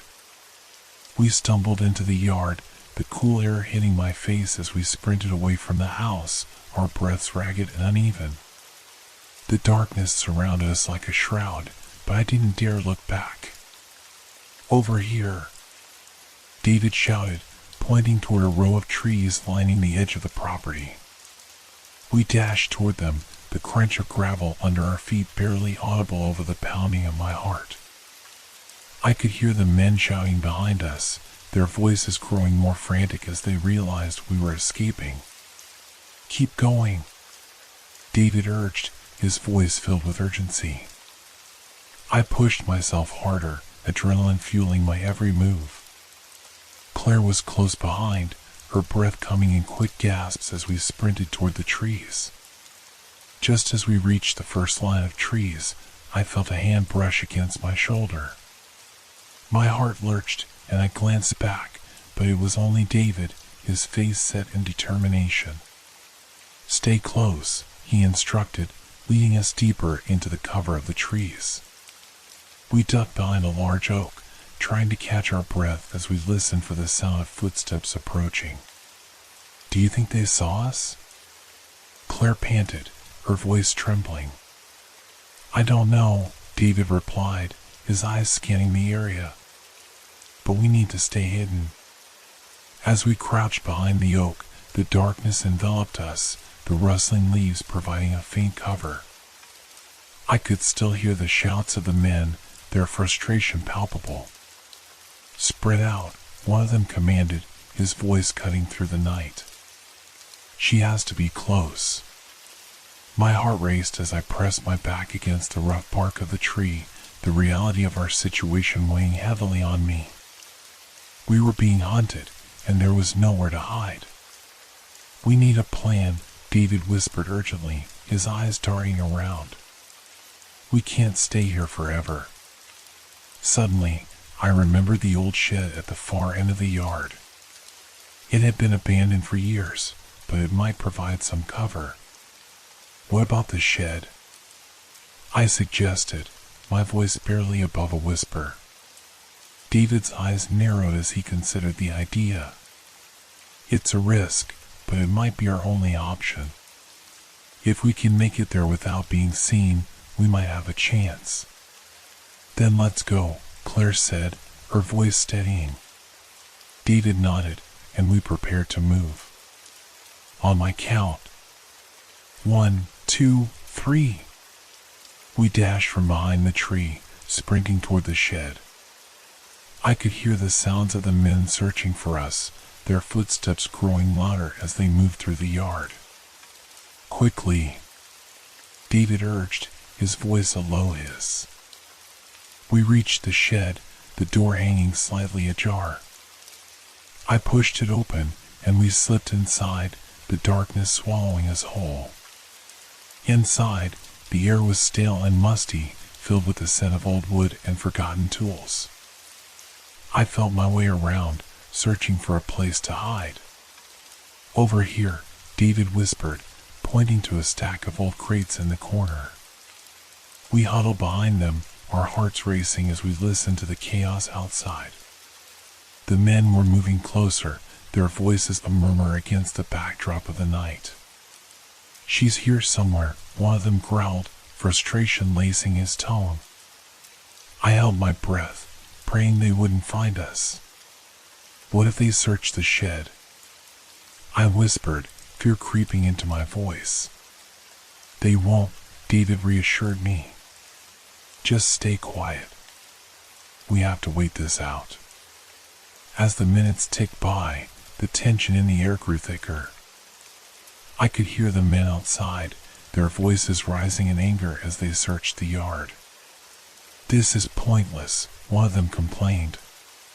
"She's not here." "Keep looking," the deeper voice snapped. "She can't have gone far." A chill ran down my spine as I realized how close they were. The air was heavy with fear, and I felt the weight of our predicament closing in on us.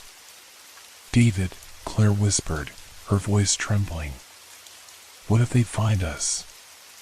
"We'll figure it out," he replied, though his voice was strained.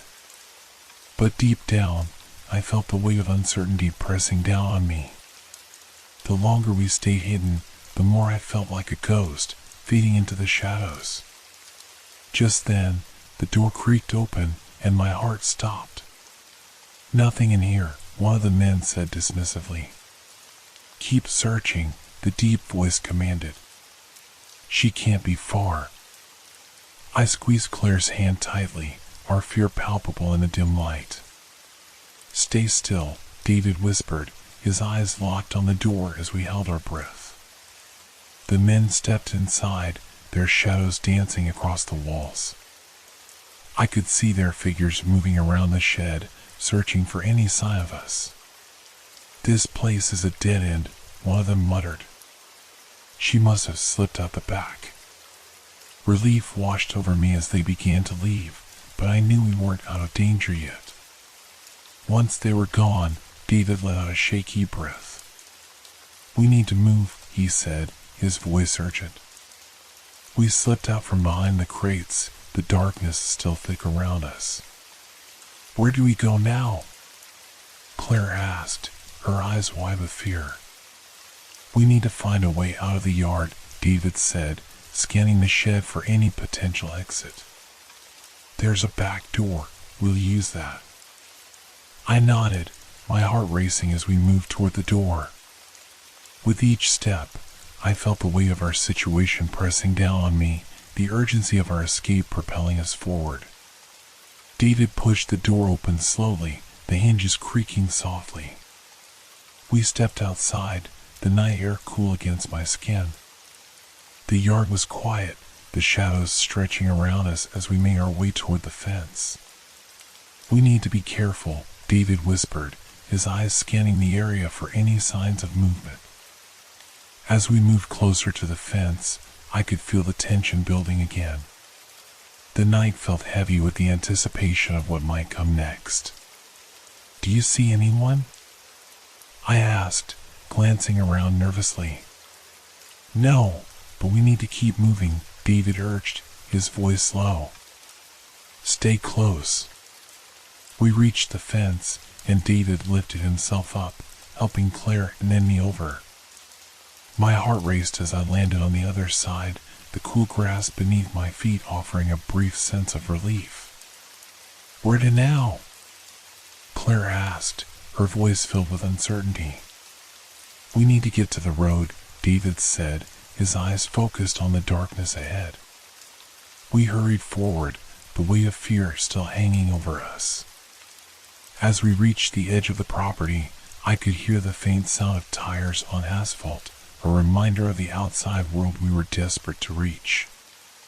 Just a little further, David urged, pushing us onward. I could see the glow of streetlights ahead, a beacon of safety in the encroaching darkness. But just as we stepped onto the road, a car came into view, its headlights illuminating the night. Stop, a voice shouted from behind us. I turned to see the men emerging from the shadows, their expressions twisted with anger. Run! David yelled, grabbing Claire and pulling us away from the road. We dashed into the trees lining the street, the adrenaline fueling our flight as we plunged deeper into the darkness.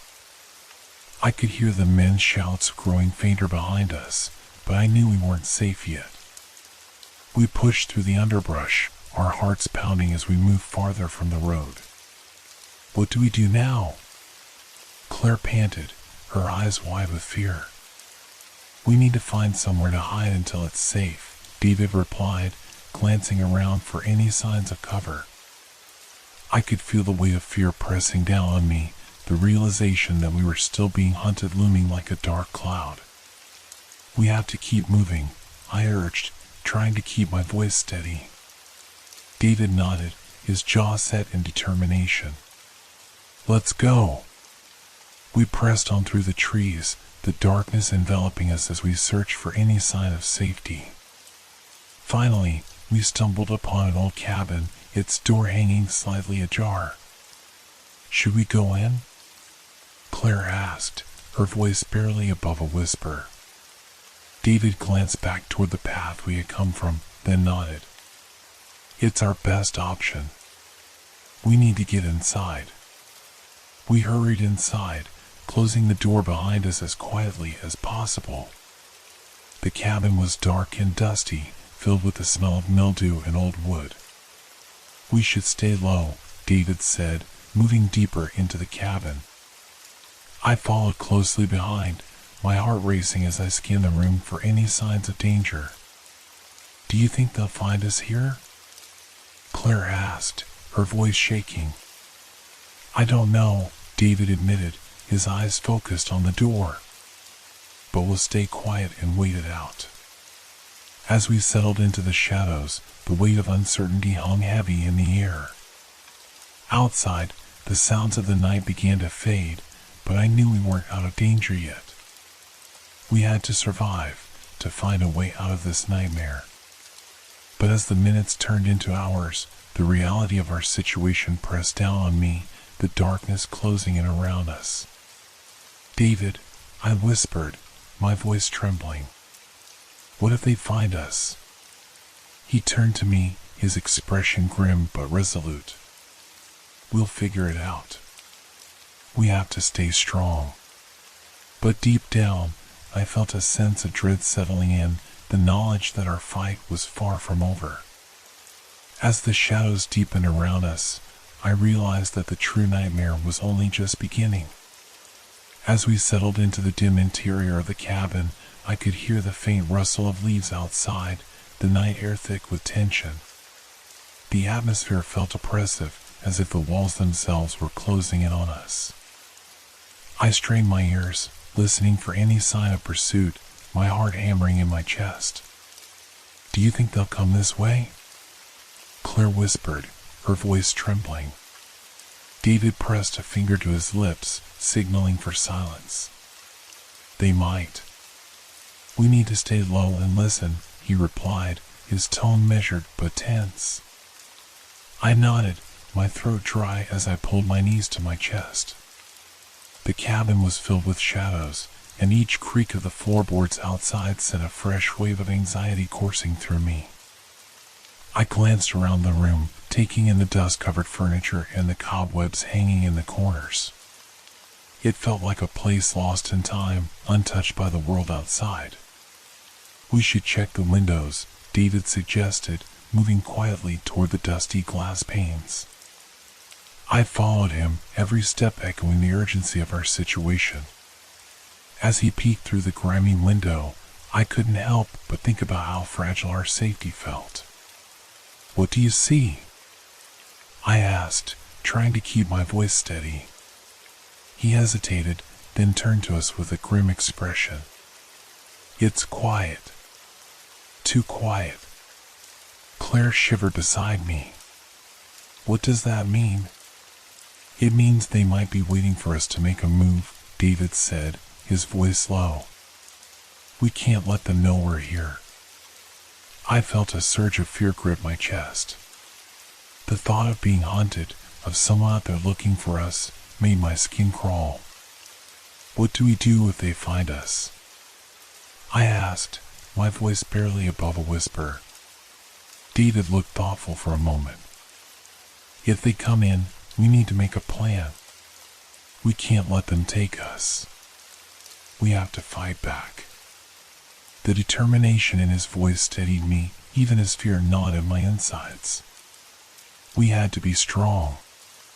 We could barricade the door, Claire suggested, glancing around the room for anything we could use.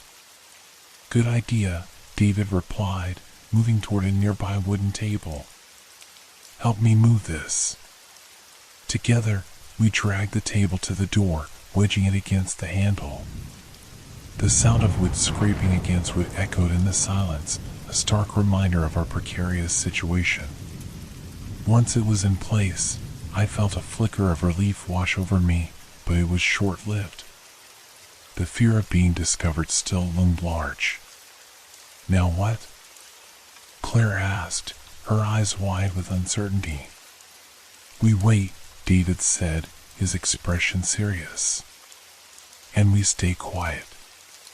As the night stretched on, the silence was deafening. I could hear the distant sound of crickets outside, their chirping a haunting melody in the otherwise still air. I tried to focus on that sound, to drown out the chaos in my mind, but the fear wouldn't let go. Time seemed to blur as we sat in the shadows, the darkness closing in around us. I could feel the weight of dread settling heavily in my chest, a constant reminder of the danger we faced. Do you think we'll be here all night? Claire asked, her voice tinged with fear. Maybe, David replied, his eyes still scanning the darkened corners of the cabin. But we can't let our guard down. They could come at any moment. As I listened to his words, I couldn't shake the feeling of vulnerability. We were trapped, and the world outside felt increasingly hostile.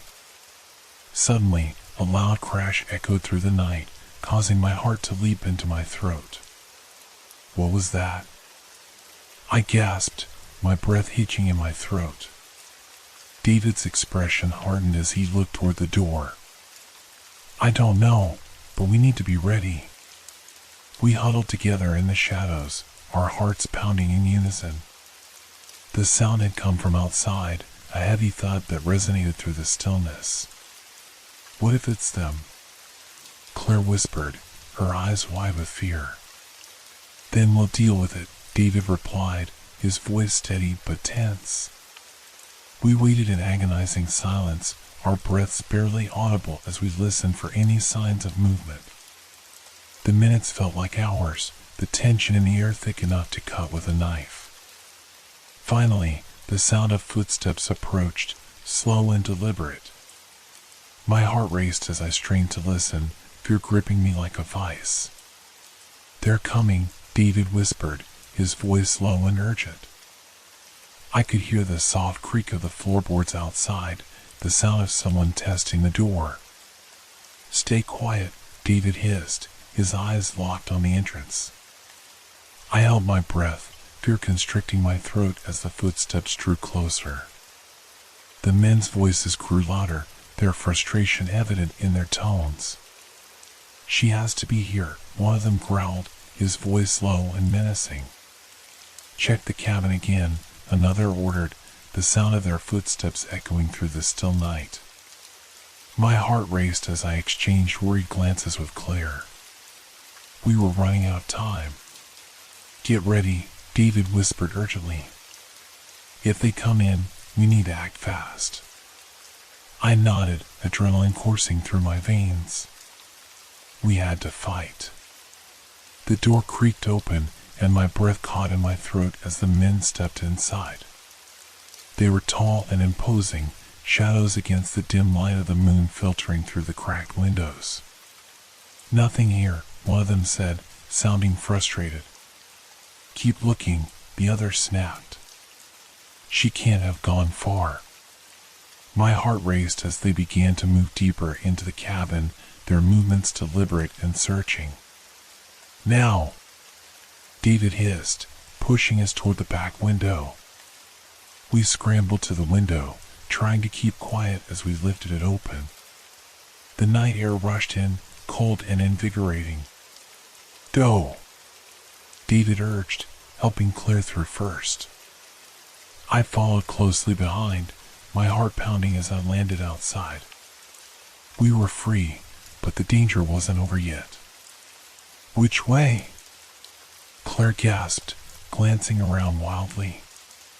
Toward the trees, David said, pointing into the darkness. We sprinted into the cover of the trees, the branches reaching out like skeletal fingers as we ducked beneath them. Keep moving, David urged, his voice cutting through the night air. I could hear the men shouting behind us, their frustration growing as they realized we had escaped the cabin. Don't stop, David shouted, pushing us forward as we ran deeper into the woods.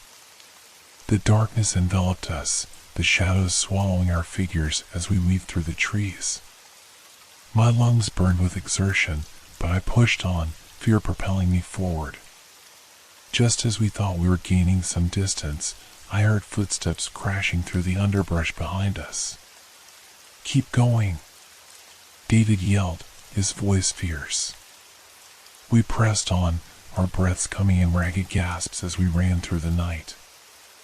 I could feel the fear coiling in my stomach, the knowledge that we were still being hunted pushing me to run faster. Over here, David called, pointing toward a narrow path leading deeper into the woods. We followed him, the path barely visible in the dark.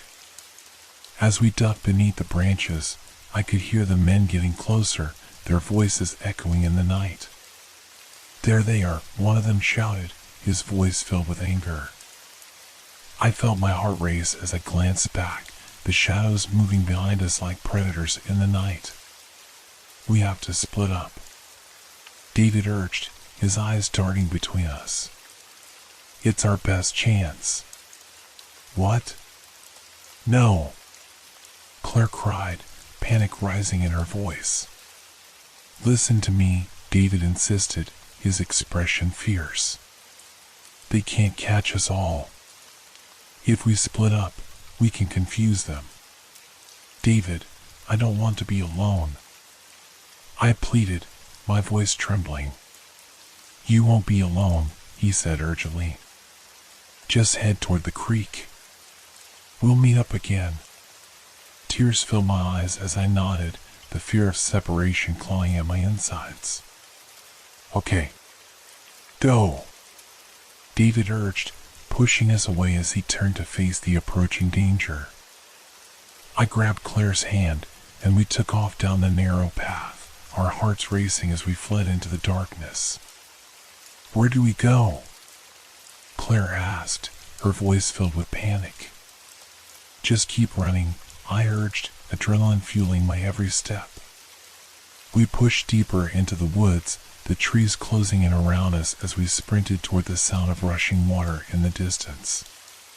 Do you think we lost them? Claire panted, glancing back nervously. I don't know, I admitted, fear churning in my stomach. We reached the creek, its water glimmering in the moonlight as we paused to catch our breath. Now what?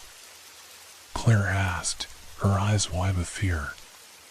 Cross it, I said, pointing to the narrow stones lining the bank. Will be harder to track on the other side. With trembling legs, we stepped onto the slippery stones, our hearts pounding as we carefully made our way across. Just as we reached the other side, I heard voices approaching from the path we had come. There they are, one of the men shouted. Panic surged through me as we sprinted away from the creek, the sounds of their pursuit echoing behind us. Keep going, I urged Claire, fear propelling us forward. We ran deeper into the woods, the darkness swallowing us as we stumbled through the underbrush. Where's David? Claire gasped, looking back nervously. I don't know, I replied, dread creeping into my voice. Do you think he's okay? I hesitated, my heart heavy with uncertainty. I hope so. As we pressed on, the fear of the unknown loomed large, and I felt the weight of despair settling in. The night stretched on, and the darkness felt endless, our fate hanging in the balance. As we stumbled through the underbrush, my heart raced with fear and uncertainty. The shadows surrounded us, and every sound felt amplified in the silence of the woods. I glanced at Claire, whose face was pale and streaked with dirt and sweat. We can't keep running forever, I panted, my legs feeling like lead. We have to find somewhere to hide, Claire replied, her voice trembling. Just then, I spotted a small cave entrance partially hidden by bushes. There, I pointed, urgency surging through me. Let's go. We scrambled toward the cave, ducking inside just as we heard the distant shouts of the men behind us. The cave was dark and cool, a welcome relief from the oppressive heat of fear outside. Do you think they'll find us? Claire whispered, her eyes wide with anxiety. I don't know, I admitted, trying to keep my voice steady. But we need to stay quiet. We huddled together in the darkness, our breaths quickening as we listened for any signs of the men. I could hear them getting closer, their voices echoing through the woods. They can't have gone far, one of them said. Split up and search the area, another commanded, frustration lacing his tone. I held my breath, praying they wouldn't discover us. The sounds of their footsteps echoed through the cave entrance, the tension in the air palpable. Stay low, I whispered urgently, my heart pounding as we crouched down behind a large rock formation. The men's voices grew louder, and I could see their silhouettes moving in the distance. They have to be here somewhere, one of them growled, the anger in his tone sending chills down my spine. As the footsteps approached, I felt a sense of impending doom wash over me. What if they find us? Claire whispered, her voice trembling. We'll fight back if we have to, I replied, but my heart raced with fear. Suddenly, a flashlight beam swept into the cave, illuminating the darkness. I squeezed Claire's hand tightly, fear coiling in my stomach. "There's no one here," one of the men said dismissively, but I could see the uncertainty in his eyes. "They couldn't have gone far," the other replied, his voice filled with frustration. I held my breath, my heart racing as they began to move deeper into the cave. "Stay quiet," I whispered to Claire, my mind racing with possibilities. The men stepped closer, their flashlights cutting through the darkness as they searched for any sign of us. "If we don't find them soon, we'll never catch them," one of them muttered, his voice low. The tension was unbearable, and I felt the weight of our fear pressing down on me. We were so close to being discovered. Just as I thought they would turn back, one of the men stepped right in front of our hiding place. My heart stopped as he scanned the cave, his flashlight beam flickering dangerously close. "There's something here," he shouted, a predatory glint in his eyes. "Get them," the other shouted, urgency surging through his voice. Panic surged through me as I pulled Claire back against the rock. "Run!" I screamed, pushing her toward the cave's exit. We dashed toward the entrance, adrenaline fueling our escape. I could hear the men yelling behind us, their footsteps pounding against the cave floor as they pursued us. We burst out into the night, the cool air hitting us like a wave. "Keep going!" I shouted, my heart racing as we sprinted back into the woods. But just as we thought we were free, a figure stepped out from the shadows, blocking our path. "Going somewhere?" one of the men sneered, a cruel smile playing on his lips. I froze, fear washing over me as I realized we were trapped. "Let them go!" David shouted, emerging from the darkness behind us. I felt a surge of hope as I saw him, but the men's laughter sent chills down my spine. "Look who's back," one of them taunted. "You thought you could run away?" "Let them go!" David repeated, his voice steady but filled with anger. "Or what?" the man sneered, stepping closer to Claire and me. "Or you'll regret it," David warned, his eyes narrowing. The tension hung thick in the air, and I could feel the fear and anger boiling within me. We had come too far to back down now. "Enough!" the man shouted, lunging toward us. In that moment, everything shifted. David stepped in front of us, his determination radiating like a shield. "You want us? You'll have to go through me." The man hesitated, the challenge in David's voice palpable. "Get them," he shouted, and chaos erupted. I felt a surge of adrenaline as David pushed us away, the fight erupting around us. I could hear the sounds of struggle, the harsh grunts and shouts filling the air. "Run!" David yelled, urgency flooding his voice. I grabbed Claire's hand, pulling her with me as we darted into the woods. The sounds of the fight faded behind us, but the fear still coursed through my veins. "David!" I shouted, panic rising in my chest. "He'll be fine," Claire urged, her voice filled with determination. "We have to keep moving." As we sprinted through the trees, I felt a sense of desperation creeping in. We had to find safety, but the shadows felt oppressive, closing in around us.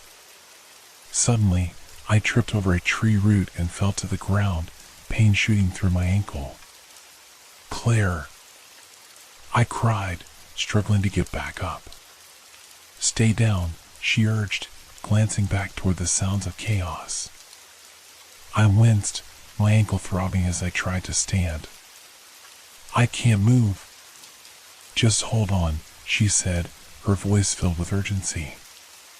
As she turned to help me, the sounds of footsteps approached, growing louder and closer.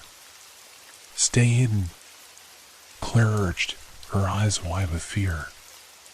We ducked behind a large tree, my heart racing as we listened to the footsteps drawing nearer.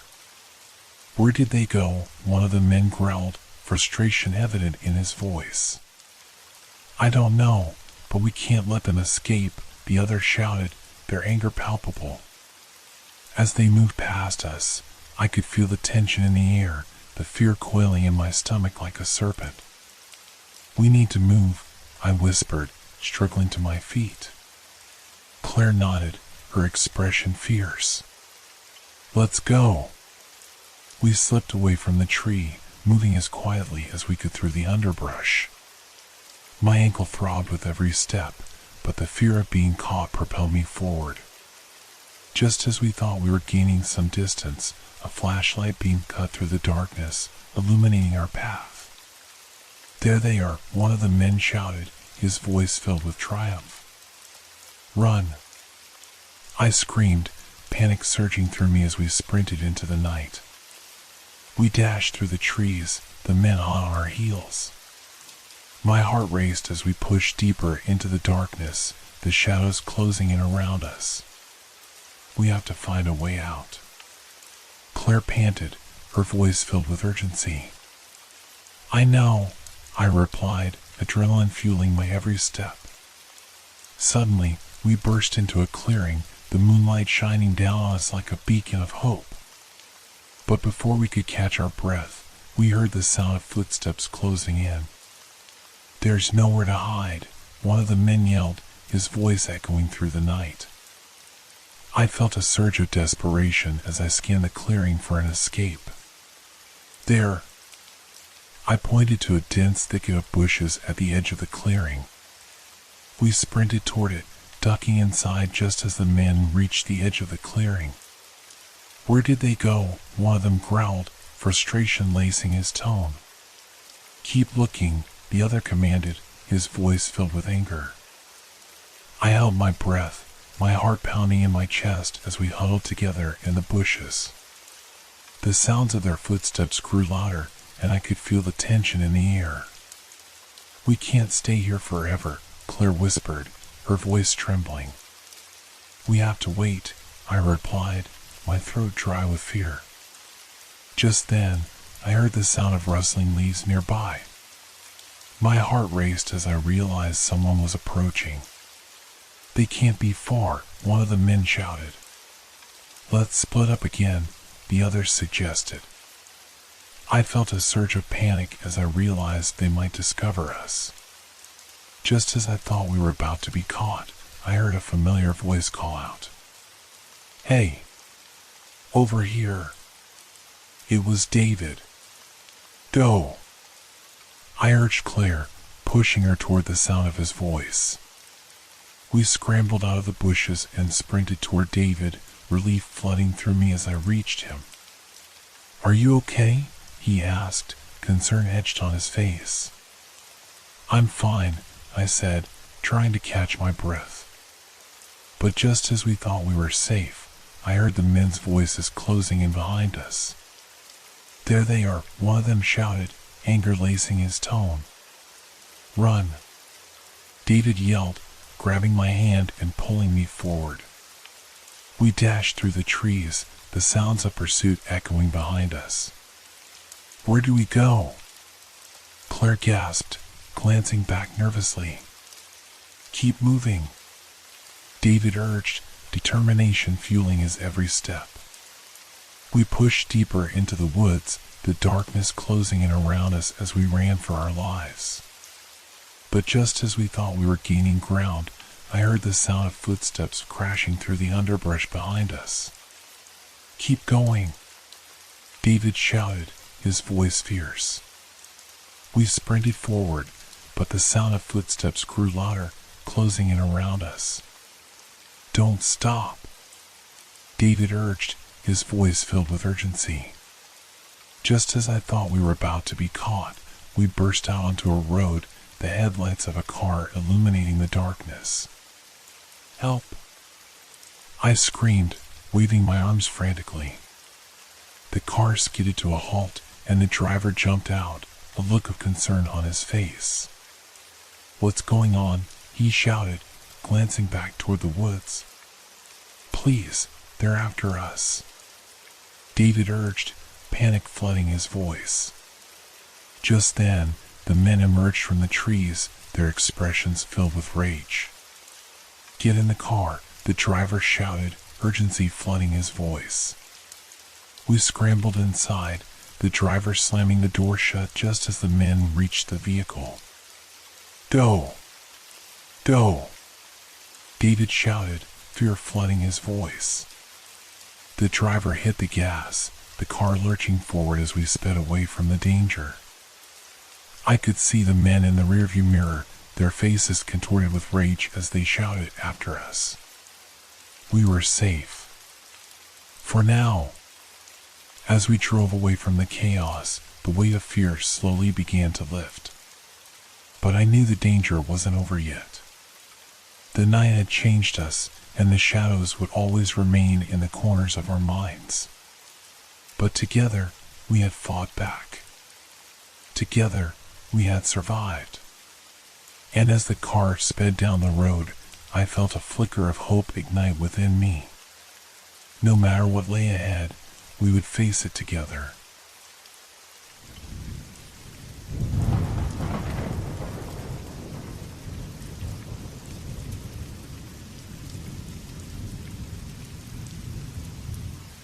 Hope your dreams are filled with fear. Good night.